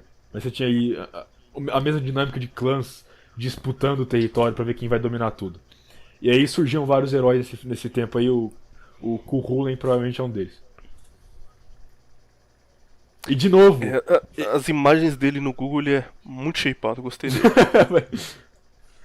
É muito interessante a história dele também, vale a pena você ler. Reis históricos agora. Já passamos. Tem mais algum mitológico importante? Deve ter, mas eu tô esquecendo. Provavelmente a gente esqueceu e lembra depois, mas tranquilo. Vamos entrar nos reis históricos. Primeiro deles. Não, peraí, vamos esperar o Felito voltar, senão ele vai chegar no meio e não vai entender nada. Só pra. Depois dessa parte que eu tiro, só pra ver se não vai esquecer ninguém. Falar de Dom Pedro, só porque brasileiro, a gente tem que falar do Brasil pelo menos um pouquinho. E tem mais que além de Dom Pedro, acho que não tem ninguém relevante. Sebastião, eu falei. Ricardo eu falei Coração no de Leão? começo. Que ele é é os verdade. dois, ele é mitológico e ele é real ao mesmo tempo. Tá, a gente fala de Ricardo também.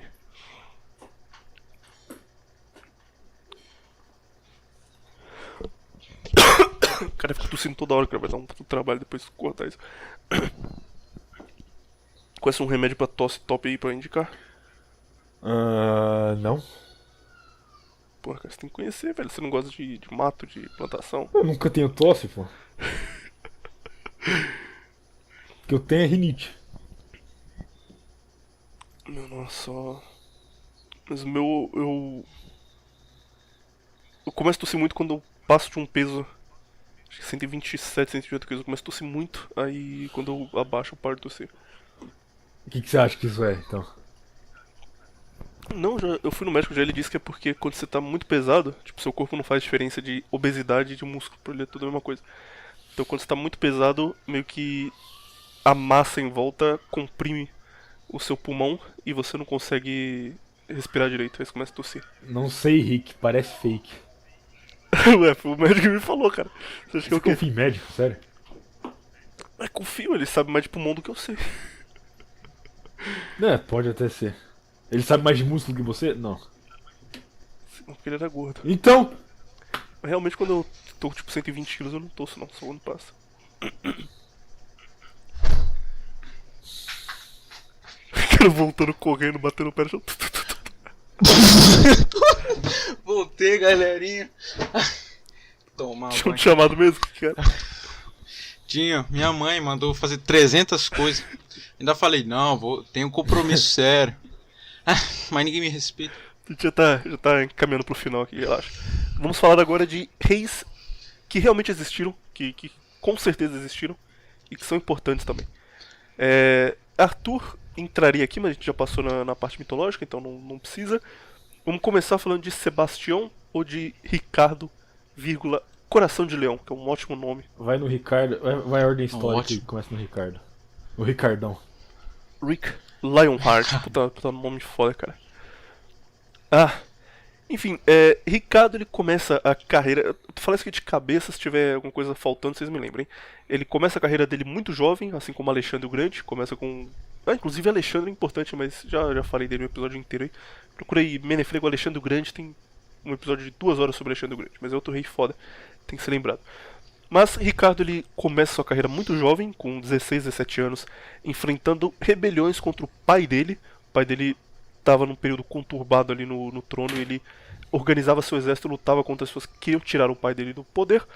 Até que se inicia a Terceira Cruzada, e Filipe II da França lidera essa cruzada contra Saladino. Saladino era um líder muçulmano muito forte. Tipo, apesar de eles estarem do outro lado, ele ser o nosso inimigo, digamos assim, para nós que estamos aqui na esfera de influência católica do mundo, Saladino era um rei foda, era um líder militar muito foda.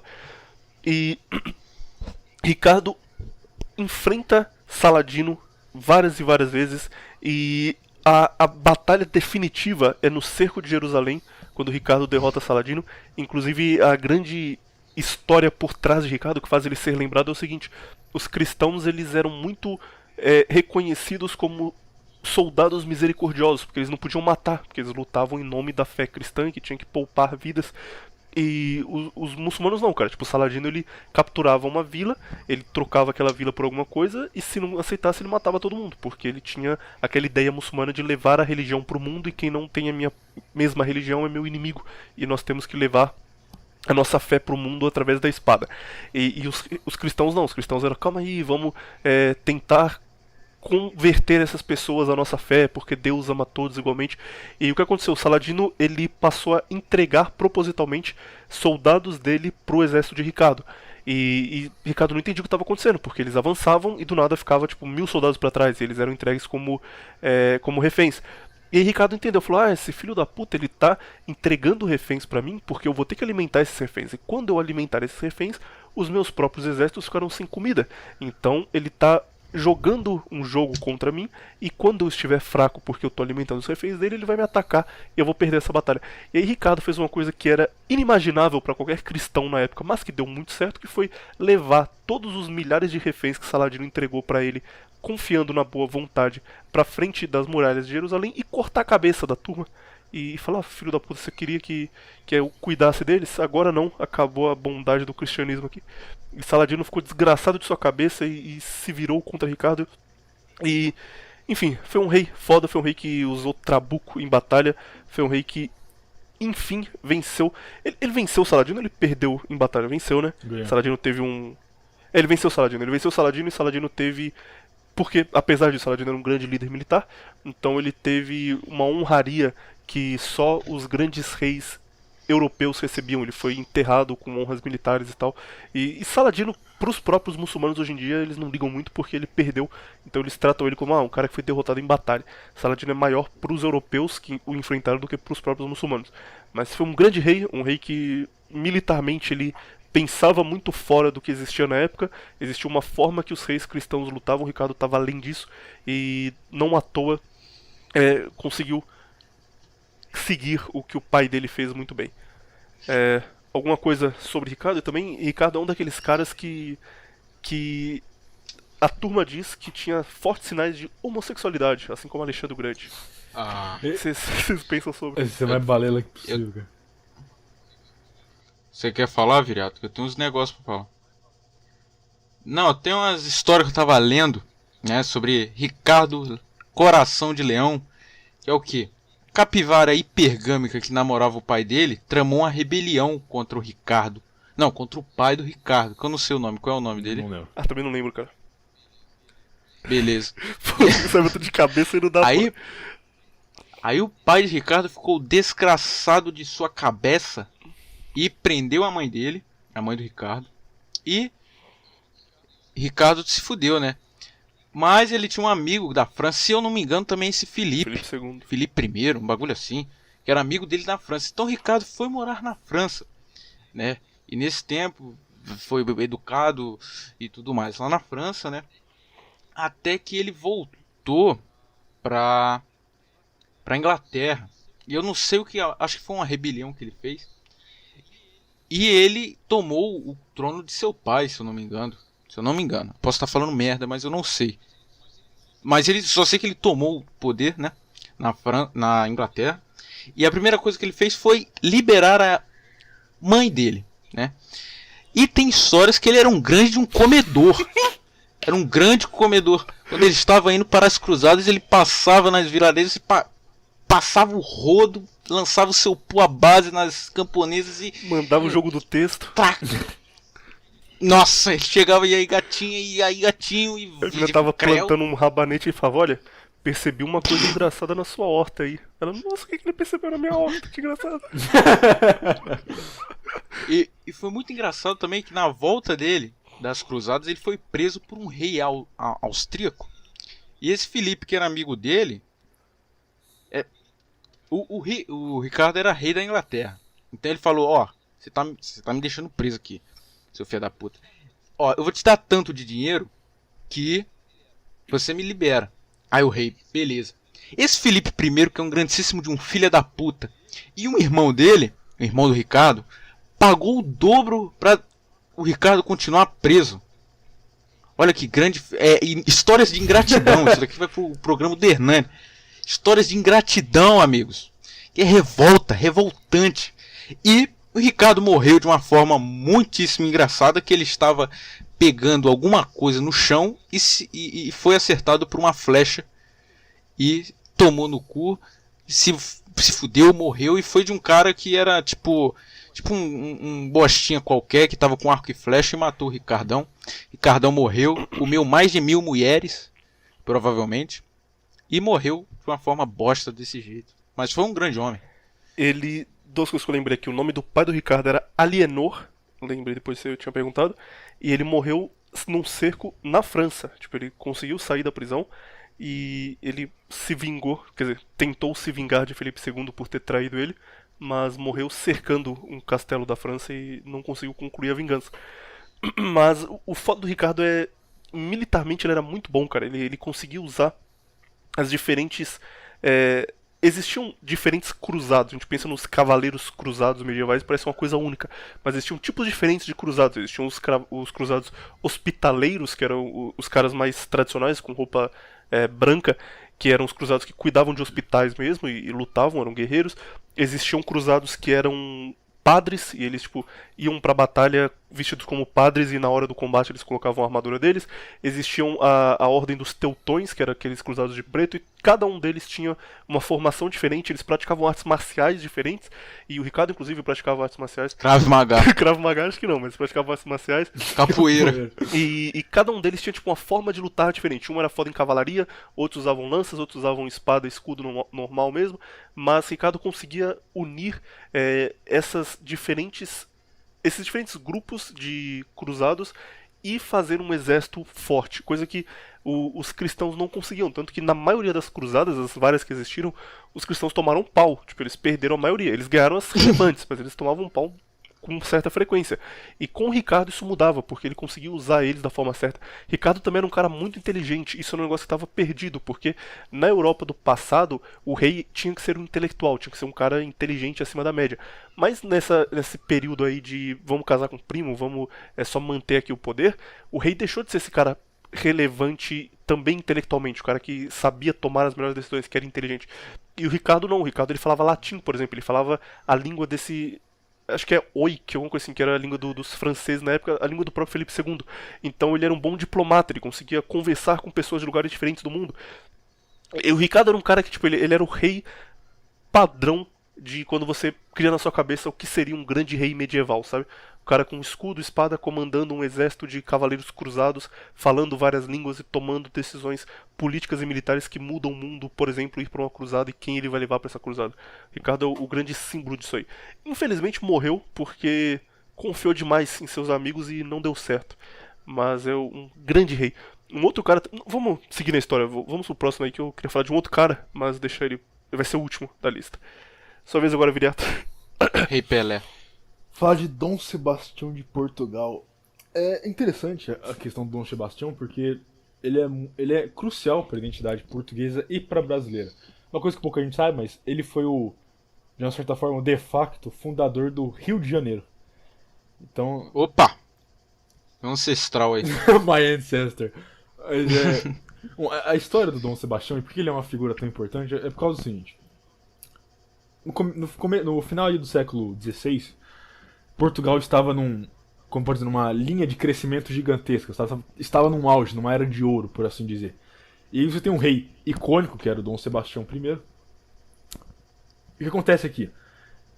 Tava tendo certos conflitos no norte da África e começou a ter uma certa, como pode dizer, um certo medo dos ibéricos de uma outra invasão muçulmana, entendeu? Eles já tinham feito a reconquista aí alguns séculos antes, mas ainda tinha esse medo, essa sombra muçulmana ainda em cima deles.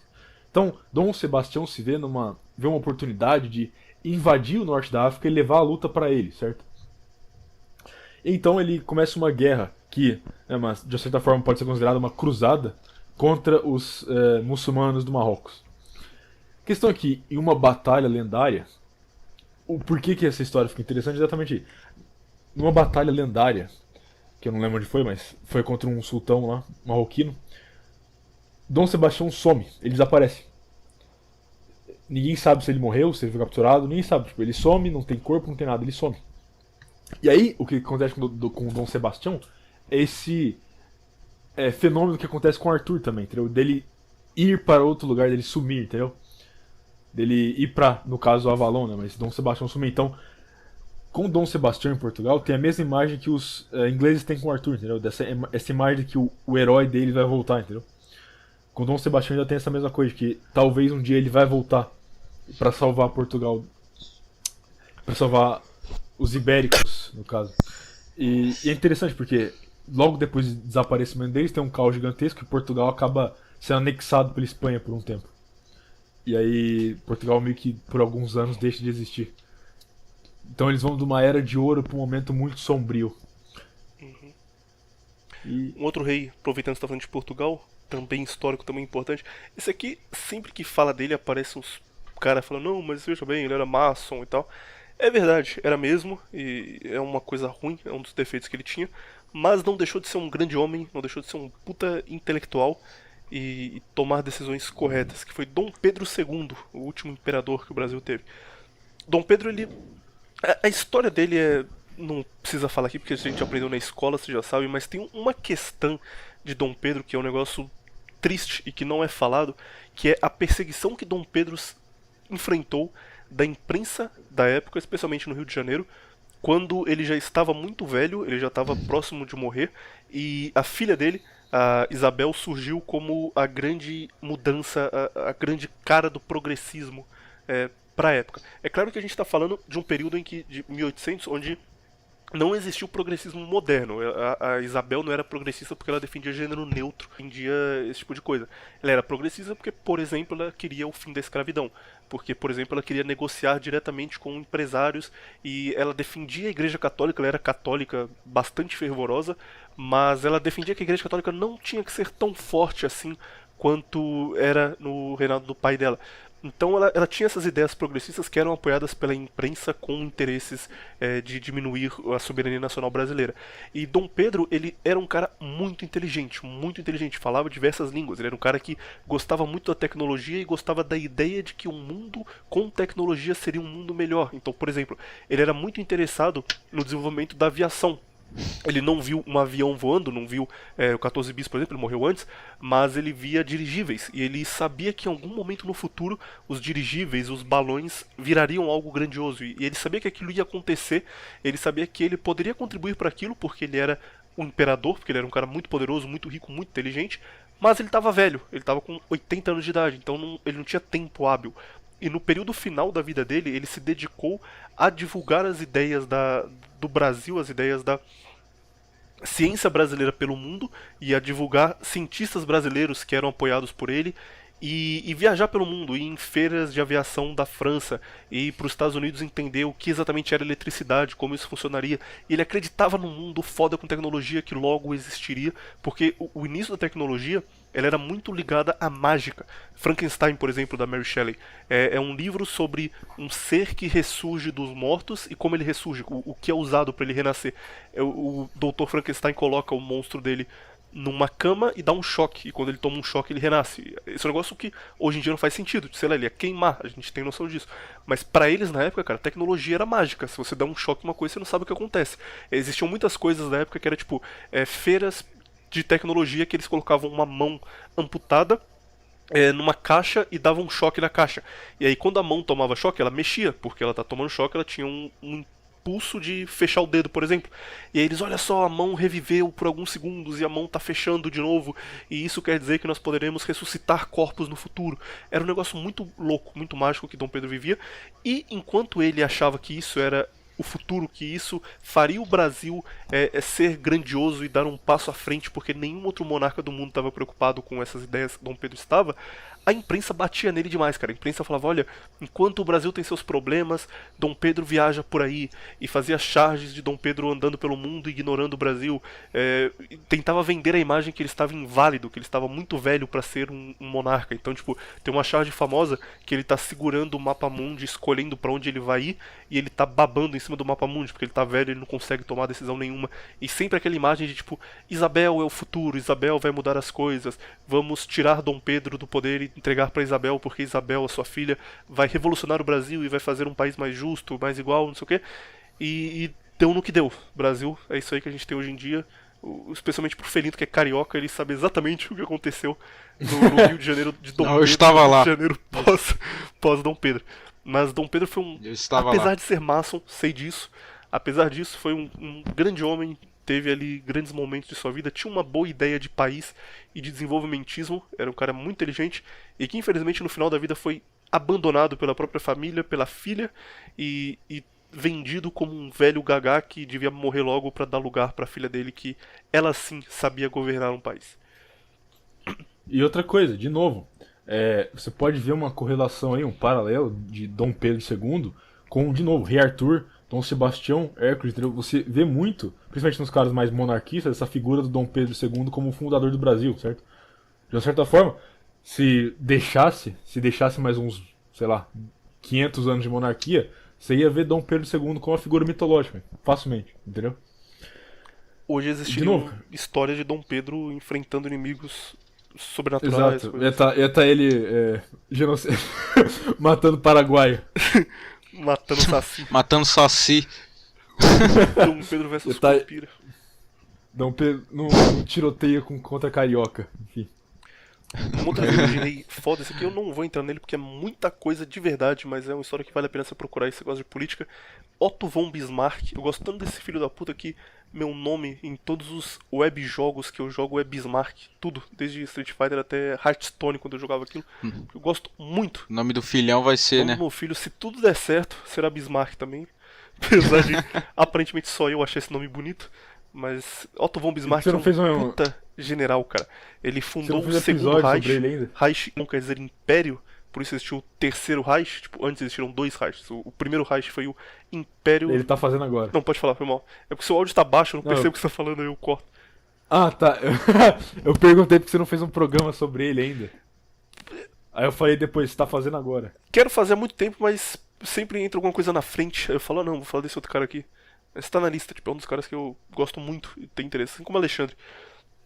Mas o primeiro Reich foi o Sacro Império Romano Germânico, inclusive falando de nomes fodas, Otto von Bismarck é um puta nome. Tipo, imagina você trabalha na caixa, aí chega um cara pra ser atendido, qual é o seu nome? Otto von Bismarck. Puta nome, cara, não dá.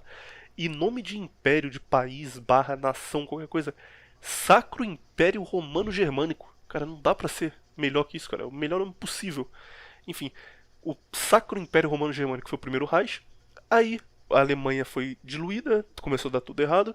E Bismarck pensou, cara, eu tenho que refazer o Sacro Império Romano Germânico com um novo nome, que foi o Império Alemão, o Segundo Reich. E o Bismarck, ele foi o líder que mais entendeu o pragmatismo político. Ele chega no poder, ele começa a brigar com os liberais, e aí ele afasta os liberais, que eram o maior inimigo deles na época, dessa briga para chegar no poder na Alemanha. O Partido Liberal perde força, surge o Partido Social Democrata, também forte, ele briga com os social-democratas, e ao mesmo tempo ele está lidando diretamente com a França e com os países próximos dele ali que queriam alguma coisa da Alemanha, queriam ou dinheiro ou inclusive anexar a Alemanha, e ele é o cara que tipo, ele toma as decisões que faz todos os inimigos dele gostarem dele e brigarem entre si. Então, tipo, a França começa a declarar guerra com outras pessoas e não com ele, porque ele tá no meio e fala, não, o que é isso? Sou um cara de paz, hein? Não tem nada a ver aqui não, galera. Mas ao mesmo tempo ele tá criando o clima internacional que vai fazer essas guerras acontecerem e ele vai só pegando território. Tipo, acaba a guerra, ele vai lá e pega um território e falou, vou ficar com esse território aqui, tá bom, esse território pertence a gente, tá tranquilo? Mas não tem nada a ver com a guerra, hein? Ele começava outra guerra logo depois. Internamente ele controla muito a Alemanha e ele começa, por exemplo, a tirar o poder da Igreja Católica, porque ela estava muito forte, mas aí a Igreja Protestante cresce e ele também poda a Igreja Protestante, porque ele quer que o Estado esteja acima das duas.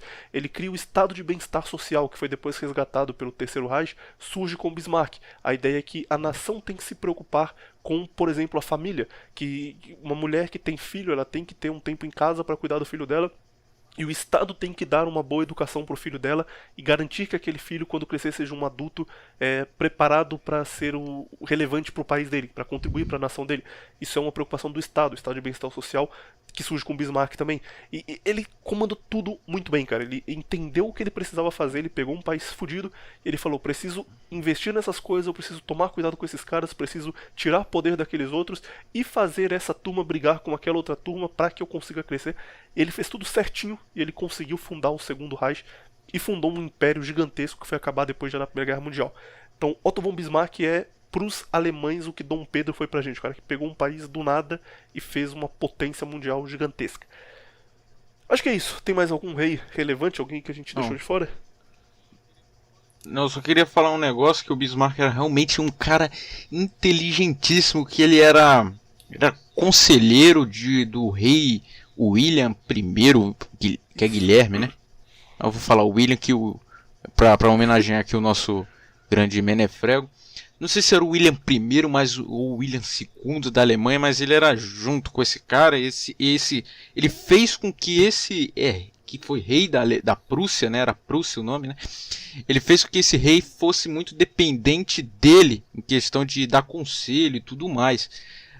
Então ele usou muito isso, entendeu? Como é que fala? Chantagem. E aí ele ganhou muito poder por isso, né? Porque o rei do seu país dependendo de você, ele vai... Você fazendo com que ele dependa de você, você é um cara com extremamente muito baseado. Isso daí quer dizer o quê? Quer dizer que ele era muito inteligente. E era só isso que eu queria falar. Muito obrigado. Formou o exército ainda. Tem um cara que manja muito de biografias militares fodas que a turma... Tipo, ele é o cara que, quando ele escreve sobre um autor, você sabe que ele pesquisou muito, porque ele se dedica a isso. Ele fica, tipo, 15 anos preparando a biografia sobre alguém e quando sai é muito foda. Que chama Neil Faulkner. Faulkner escreve Faulkner. Ele tem livros sobre Alexandre, tem livros sobre Mao Tse Tung, inclusive. Assim, ele fica bem sem tomar lado. Ele só conta a vida e você toma a decisão. E segundo o Faulkner, ele é o maior líder militar que já existiu na história. Não tem ninguém que chega perto dele, porque puta, vai soar estranho, mas assim, era muito fácil ser um líder militar na época de Alexandre. Não era fácil, era difícil pra caralho, mas era fácil ser um líder militar quando, pra você ter poder, você tinha que ter um exército foda, que é o que o Alexandre fazia. Ele tinha um exército que não perdia de ninguém, então ele podia dominar o mundo inteiro, ele podia se defender de revoltas, porque ele era um cara militarmente poderoso. Mas a política pro Bismarck era muito diferente da do Alexandre. Você não tinha só que ter um exército bom, você tinha que ter um exército, tinha que lidar com os problemas internos, lidar com as forças dentro do seu país, lidar com os seus vizinhos querendo te invadir, com poderes internacionais. Tipo, o jogo político que Bismarck jogava era muito diferente do de Alexandre, muito mais difícil. E ele entendeu perfeitamente como funcionava. Então, pra esse cara, pro Faulkner, ele é o maior que já existiu, ponto final. O cara é um gênio militar, político destacado.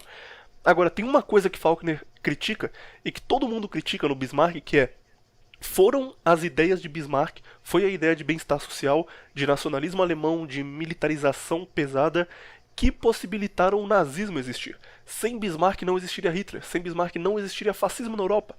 E, inclusive porque os outros líderes fascistas, por exemplo, Mussolini, tinham Bismarck como tipo, a gente quer ser esse cara, a gente mira nesse cara, ele era o norte. Então, pra turma, esse é o único defeito dele. Eles olham e falam: ó, Bismarck foi foda, foi um gênio, foi um grande líder, mas, infelizmente, graças a ele, existiu o fascismo na Europa. Pra uma outra turma, que talvez ouça esse programa, isso é só melhor ainda, cara, só deixa ele mais top. Então, Bismarck tinha que ser lembrado aqui, porque é um grande herói, um grande líder e um grande nick de web joguinho. Se você estiver pesquisando um nome aí pra você usar na sua conta do Genshin, que você vai criar daqui a pouco, coloca Bismarck lá, que vale muito a pena. Beleza. Então eu queria lembrar aqui de dois reis, né? Um é Alarico I, que botou Roma para mamar, né? O William tá ligado nele, que tem um episódio, acho que é sobre grandes líderes, né? Você cita ele, podcast, não sei se é episódio 13, programa 13. Mas você tá ligado em quem é, né? Alarico e Aníbal, É. que foram dois líderes fodas que botaram Sim. Roma pra mamar. Botaram Roma para mamar. E o rei Salomão, que eu acho um cara extremamente pica, um cara sábio, e os livros dele da Bíblia é extremamente muito pica. Um cara que casou com 700 mulheres e tinha um harém de mais de Então ele 1000 era foda, cara. mulheres. Porra, o cara foi mangina 700 vezes. Não, o cara era extremamente Tudo bem que ele shed. foi extremamente rico, extremamente inteligente, que ele inventou o ocultismo, que ele inventou a Goetia, tudo bem que ele fez tudo isso, mas ele era um mangina, cara, tá refutado. Não. E outra coisa, ele tem a alcunha de rei mais sábio da história e rei mais rico da história. E mais comedor também, né? Porque o cara comeu quase mais gente do que Gengis Khan. É isso daí, eu queria deixar essas menções honrosas aí. Aí, já que você. Eu vou falar duas relacionadas aí que ele falou. Em relação a inimigos de Roma, aí, que a gente falou de Alarico e Aníbal. Fala de Mitrídates do Ponto. Putz, Também conhecido como Ué, ele inventou um cara. Grande. eu pensei exatamente nisso. Eu falei, Inventou o esse nome cara do quê? tirou esse nome de algum Mitrídates, você sonho não dele. conhece? Você não é formado em história, William? Você não conhece Mitrídates? Mitrídates. Não conheço. Não, como não? Nunca nem ouvi Rei do falar em Ponto. Mitrídates. Mitrídates é um bom nome de produto de beleza, cara. Mitrídates. Mithridates, nunca ouvi falar nesse nome, velho. Fala a história dele, talvez eu lembre quando você começar a falar, mas por nome eu realmente não lembro, cara. Vamos. Tá, basicamente ele era rei do Ponto. O rei do Ponto era. O Ponto era um reino no norte de onde hoje é a Turquia, na Anatólia. E Roma tentou derrubar ele várias vezes como república, e ele sempre foi a fronteira final de Roma no leste. Entendeu? Ele nunca conseguiu. Roma não conseguiu nada dele. Enfim, ele foi um dos únicos caras que ganhou de Roma várias vezes e sobreviveu e manteve seu reino, entendeu? Outra pessoa que você me acabou de fazer lembrar era Átila o Huno, que também tancou os romanos, né? E queria. Foi um rei, eu acho que é dos Hunos, né? Foi, acho que o único rei dos Hunos. E eu vi a dieta dos Hunos, cara, que era algo extremamente baseado, que era 700 gramas de carne e 8 a 10 litros de leite por dia. Isso daí é extremamente shed. Muito bom.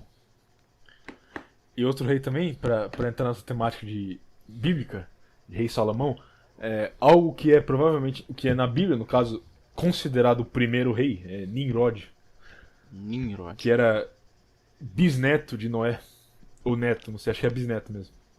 Bisneto de Noé, que constrói a Torre de Babel. E ele era o primeiro, na Bíblia é o primeiro rei que tem propriamente um reino, e é o primeiro que se rebela contra Deus. E aí ele constrói a Torre de Babel, aí depois Deus pune ele e destrói a Torre de Babel. Enfim. se você for a ver a história de um ponto de vista bíblico, seria ele o primeiro rei. Que a Bíblia, pelo menos, não menciona Gilgamesh. Ou talvez Gilgamesh e Nimrod sejam a mesma figura, né? Sim, pode ser que sim. Ele falou com a convicção, né? Pode ser que sim, cara. Creio. Creio que sim. Ele Creio que sim. leu 15 livros de Nimrod, 15 de Gilgamesh, pensou sobre o assunto.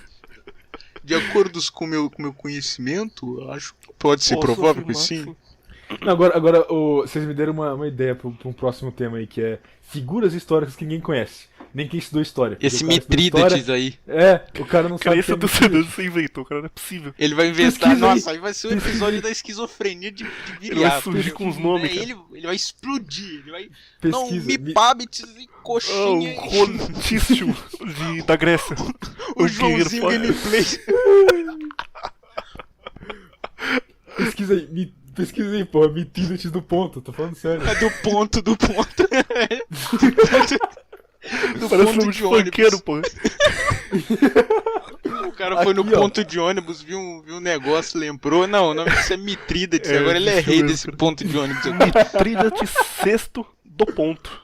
Aí, viu? Não, é ponto Ah, é uma eu- região mesmo, aí faz sentido, mas vou- Mitrídates eu pensei que ele tinha inventado da cabeça dele. Não, Ai, eu meu inventei. Deus do céu. Joãozinho da Laje, quarto. Muito bom, cara. Esses caras não entendem de história underground. É mesmo. É verdade. Qual Foi é a mal. coisa mais underground que você manja, Viriato? Que você conhece mesmo? Não precisa ser uma figura, não, uma coisa específica. Ah, Warhammer. Putz. Warhammer. What the fuck? Warhammer é o áudio do autismo, cara, você tá maluco. Na esquizofrenia show. Inclusive, cara, William, você escutou a live do Viriato com o Vlast? Não escutei. Não, o cara, eu falei, não, vê lá que é esquizofrenia 100% no talo. O cara, não, A melhor amanhã... live dele, cara, foi com o Ricardo, que é sobre comida. Eu vi as lives sobre comida todas. A sobre carne, nota 10, sobre dieta carnívora. E Eu de não comida vi, eu também gostei, mas as outras eu... Quando era tema muito esquizofrênico, tipo do Vlast, eu falava, porra, Nossa, vamos o ver um Vlast outro é uma pérola, cara. Nossa, eu falei contigo, né? Cara, é Falou. muito bom, cara, é muito bom. Ele mandou uns 15 áudios. Porra, ouve essa live, cara, é muito boa. Ouve aí, cara, é nota 10. ouve. Os caras começam a... Nossa, os caras falam da torre, que tem a ver com o Templo de Salomão, das Torres Gêmeas, que, cara, é muito bom, cara, muito genial. Caralho. Esquizofrenia show. Você ouve uma live que, segundo você, é genial.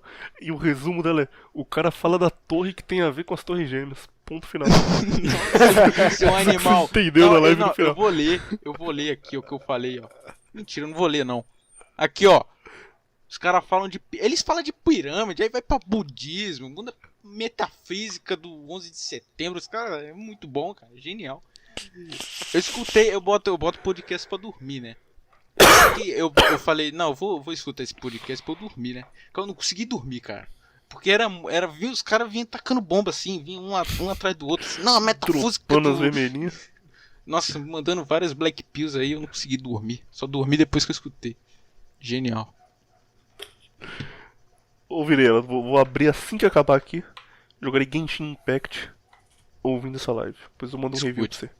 você. Qual é a coisa mais underground que você manja, Felinto? Bicicletas Caloi ou tem Putz, outra coisa? bicicletas Caloi, obra, construção. Não, construção civil. Obra no underground, porra. Não, é onde. Você conhece? Você sabe de obra? Você manja? O Viriato também não. É obra underground, tipo, você constrói túnel? Também. Ah, então é underground. Ah, mas, pô, pra mim é um underground, pô. Pra mim isso é underground demais. Qual a coisa Pô. mais avançada de obra que você sabe fazer? Pô, você, sei lá, contar colheres de pedreiro, por exemplo. Uma, duas, vou contando. Até os 8 você consegue contar, né? Não, até eu consigo contar até os 7. Até os 8 eu ainda tô aprendendo aí. E aí vai.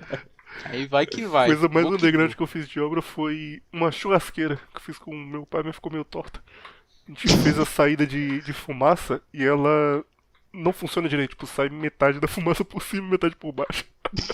Estão tentando arrumar ainda. Beleza. Foi o mais underground. Muito bom. Nossa, cara. Genial. O mais underground que eu conheço é rock psicodélico italiano tem bandas específicas. Tipo, uma banda chamada Rex, RX, top demais. E jogo de luta, de conhecer frame trap e frame data, as coisas assim que eu fico vendo vídeo no YouTube. Tipo, um vídeo de 50 minutos, como jogar com o Akuma num jogo que eu não tenho. Tipo, como jogar com o Akuma no Capcom vs SNK 1, que eu nunca joguei na vida. E aí eu fico vendo vídeo pra se um dia eu jogar, eu saber o que funciona e o que não funciona. Estar preparado. Pensando bem, acho que é uma coisa underground que eu conheço, é jogos bons que rodam em PC hiper fraco. E jogos que são bons, eu conheço todos. Todos. Posso fazer uma lista de top 1000 jogos. Não, faz uma lista rápida aí pro cara que tem um PC ruim Ó, igual o meu. Portal tem canela, cara. Max Payne 1, muito bom. Jogo excelente. Caramba, Guns. esse PC, esse é um PC, ué? Não, pô, calma aí. Ó, Guns, jogo muito bom. É tipo Red Dead Redemption. Jogo Gun só, excelente. sem o S. É, só Guns. É armas em inglês. Não, é só armas. Gun, G-U-N. Não, é G-U-N-S. Não é não, Pode cara. esquecer. É só Gun. Não, é Gun só, não é Gun. Ah, tá bom então, valeu. Pô, o cara é especialista no negócio, É do não sabe o Play nome 2 do esse jogo. Calma. Age of Empires também é um belo de um jogo. Call of Cthulhu, muito bom. Call of Duty, os primeirão lá, top. Ó, belezinha também. E entre outras aí, que a minha imaginação ela é infinita. Se eu ficar aqui falando, vai ter um episódio de 10 mil horas aqui. O Hernani não me paga pra isso. Left 4 Dead também roda em PC ruim? É um bom Não, jogo. Left 4 Dead não roda em PC ruim não. Você tá muito... Que roda, cara. Não eu rodo roda. no meu PC é pior que o seu. Não, mentira. Isso é copy seu. Roda, Seu baixa aí PC. pra você ver. Isso é copy, seu PC de boy. É o seu policial, é o seu copo. Você é copy. Olha o cara, tio, olha o cara. Meu. O Viriato agora tá não entendendo nada da conversa, que ele tem um PC gamer. O cara eu tava no PC dele. eu ficava jogando The Witcher. E depois eu mudava pro CSGO e aí eu ficava jogando o dia inteiro. Aí feliz a gente rodava o Max Payne no modo janela ainda, cara. No mundo Colocar janela. no full screen no roda. 2 pixels. 2 pixels pra poder rodar. Muito bom. Quando eu vou rodar jogo de PC, a primeira coisa que eu faço, tipo, antes de ver qualquer coisa, é abrir as opções, deixar tudo no mínimo, Pra ver. tirar sombra, tirar tudo, deixar o mais poligonal possível. Eu Não, rodo. pra vocês terem noção, cara, tá ligado? Minecraft. Eu botava tudo no mínimo e ficava em 20 FPS ainda. Eu não entendia nada. Pior que antigamente meu PC rodava, mas o bicho tá ficando velho, tá ficando feio. Não tá rodando Eu coisa. também. Eu joguei Crusader Kings, Europa Universalis, tentei jogar de novo e nem abria. Travava no Ruim. menu direto. Não, agora eu tô empenhado aí no Age of Empires. Muito bom. Tô viciado, aliás. Eu perco, mas é bom, é gostoso. Joga Warcraft 3, cara, o original, não o Esse é bom remake. mesmo. Vou jogar. Quer dizer, eu acho. Se rodar, né? Se rodar, eu jogo. Muito bom. Com tanto de bicicleta que você tem, cara, você tem umas 15 Pô, bicicletas, eu você pode posso, vender e comprar eu um PC. posso vender, cara. Puta, mas eu tenho que abrir. É muita. Dá pra abrir uma bicicletaria, né? Uma Você moto- guarda onde sua bicicleta? No quintal mesmo de casa? Não, guarda em cima da minha cama, eu tenho com elas tudo. Pra ninguém roubar de mim. Ninguém rouba de mim, não. Você fica comigo aqui, bonitinho. Você coloca nome na bicicleta ou não? Tem... Não, mas é claro. Oxi. Qual é o cara que tinha um cavalo que não botou o nome do cavalo? Tem que botar o nome do cavalo, uai. Botar pérola, camelo. Aqui no Rio nós chamamos a bicicleta de camelo. Eu sei. Empresta seu camelo aí. Aí nós vai. Nós pega o camelo do cara e vai andando. Muito bom. Rio de Janeiro é outro país mesmo. Não, é outro império. Desculpe. Vou dizer de São Paulo aí, vocês de fora do Rio, isso aqui é um império. Vocês não sabem o que é bom. Você tá maluco. Tem uma música chamada, que o refrão é: tem muita coisa boa, mas melhor não tem, que rolé de camelinho como o Walkman. Eu não entendi que ele tava falando de bicicleta, levei um tempão pra entender. Nossa. Teve um brainstorm, né? Mas o Rio tem partes boas e tem partes ruins. Por exemplo, parte rural, porque o Rio tem interior. E o interior do Rio é muito bom. Porque qualquer interior é bom, né? Vamos aqui, vamos homenagear aqui o Viriato, né? Cidades são degeneração. Vão pro campo. Qual a melhor parte de morar no Rio de Janeiro, capital, de ser carioca? Melhor parte? Não Isso. tem, né? Nós vai Não, tem fingindo ter uma que coisa tem. boa, cara. Ficar dentro de casa. Fica dedicando. Fingir que você não tá no Rio. Sim. Não, mas os carioca, cara, querendo ou não, os cariocas são gente mais ou menos boa. Gente fina, mais ou menos. Se tu chegar nele assim, eles Eles, pô, menor, é isso daí mesmo, pô. Nós tá aqui na atividade, pá. Tá contenção, menor, papo reto. Papo reto. Mas é bom de ser preto. Se você for branco, eles vão te roubar. Você tem que ser preto, porque aí os caras. Se você for branco, você se fode aqui no Rio. Pô, eu fico imaginando o Tapetinho no Rio. O Tapetinho seria o primeiro cara a ser aquela voz de mongol dele. O Viriato que é ruim, se ele fosse pro Rio de Janeiro, tava fugindo. Nossa, pisou no aeroporto, ia ser roubado dentro do aeroporto. Não, mas é muito bom, cara. Um nicho que é áudios de polícias, dos policiais do Rio de Janeiro, cara. Ele é gente. É um Porra. lixo. Não, o polícia que é polícia, ele tem 5 famílias, no mínimo 5 famílias. Nossa, cara, muito bom, cara. Nossa, genial. Eu já fiquei o dia inteiro escutando. É muito bom. Cara, que o Rio de Janeiro, tipo, a polícia é bandida, cara. Mas é, cara. Se você for escutar os áudios, cara, é tipo, porra, o cara quer lá fazer a greve, pô, se eu fizer a greve eu me fodo, eu não pego o dinheiro dos pontos dos caras, pô. Minha neguinha que faz chapinha todo fim de semana, não vai ter dinheiro pra chapinha da neguinha, pô. E eu tenho umas 2 esposas, pô, elas têm os bonecos dela, eu gosto das crianças, não pode faltar o leite pras crianças também, pô. Você pega a Grok cromadona, bota na cintura e vai, pô. Nossa, cara, é muito bom, cara. Você vai entrar pra polícia só pra escutar os áudios em primeira mão, né? É, eu vou mandar os áudios. Cara, vocês que moram no Rio de Janeiro, vocês não sabem que tem uma opção que é só não morar no Rio de Janeiro, tipo, ir embora? Não, mas aí perde a Pega graça, um ônibus pô. e vai embora. Aí perde a graça total. Cara, se eu morasse no Rio, eu ia fazer isso assim que eu aprendesse a andar, quando eu tivesse 6 anos de idade. Eu ia na rodoviária, entrava em um ônibus pra qualquer lugar e ia embora do Rio na hora. Você fica mamando o pau aí dos romanos. Rio de Janeiro é o último império, o último bastião. O último bastião da... Pô, você tá de sacanagem, William. Você tá de cópia, William. Você tá de cópia. Ai, ai, ai. Pelo amor de Deus. Quantas vezes você já ouviu som de tiro na sua vida? Pô, som de tiro, cara, sem sacanagem nenhuma. A última vez que eu matei alguém, que eu fui assaltar alguém, tive que matar porque eu não queria passar a bicicleta. Se eu falar isso, o seu Hernani vai mandar tirar pro Ah, é celular. mesmo, é brincadeira, Beleza, galera. senhor. O Hernani vai Beleza, ficar mesmo. puto. Brincadeira, galera, brincadeira. Sou da paz e do amor. Cara, dá pra saber que você é da paz ao amor. O cara coleciona bicicleta. Que tipo de pessoa tem uma coleção de calói na casa dele. Que dorme com ela. Vamos embora? Foi bom pra você, Felinto? Não, Vagabundo aprendeu com o Viriato aqui a repetir. não, foi muito bom, cara. Eu gostei bastante. Aprendi muitas coisas. Vou reescutar isso daqui. E eu quero mandar um beijo aí pra todos o pessoal que tá escutando. E pro William, e pro Viriato, e pro Hernani, e pro Ratão. São pessoas incríveis e muito incríveis e que merecem um beijão. Obrigado. Caralho, concordância, mano. Pessoas incríveis e muito incríveis que merecem um beijo. Mas o bom, o legal é ficar tipo esquizofrênico. Fica top. E pra você, Viriato, foi bom pra você? Ou você, como as outras semanas, achou só mais ou menos? Não, foi bom. Finalmente, hein, cara? Pô! Primeira vez em 11 Vou dar episódios. 2 tirão pra cima agora. Pum, pum. Porra, finalmente, cara. De 11 episódios ele se divertiu um pouco fazendo. Um pouquinho, é. Cara, é genial. É, vou editar isso aqui agora, amanhã vai pro ar. Não, mas posso fazer um pedido? Pode fazer. Botar mais o Viriato aí pra falar sozinho.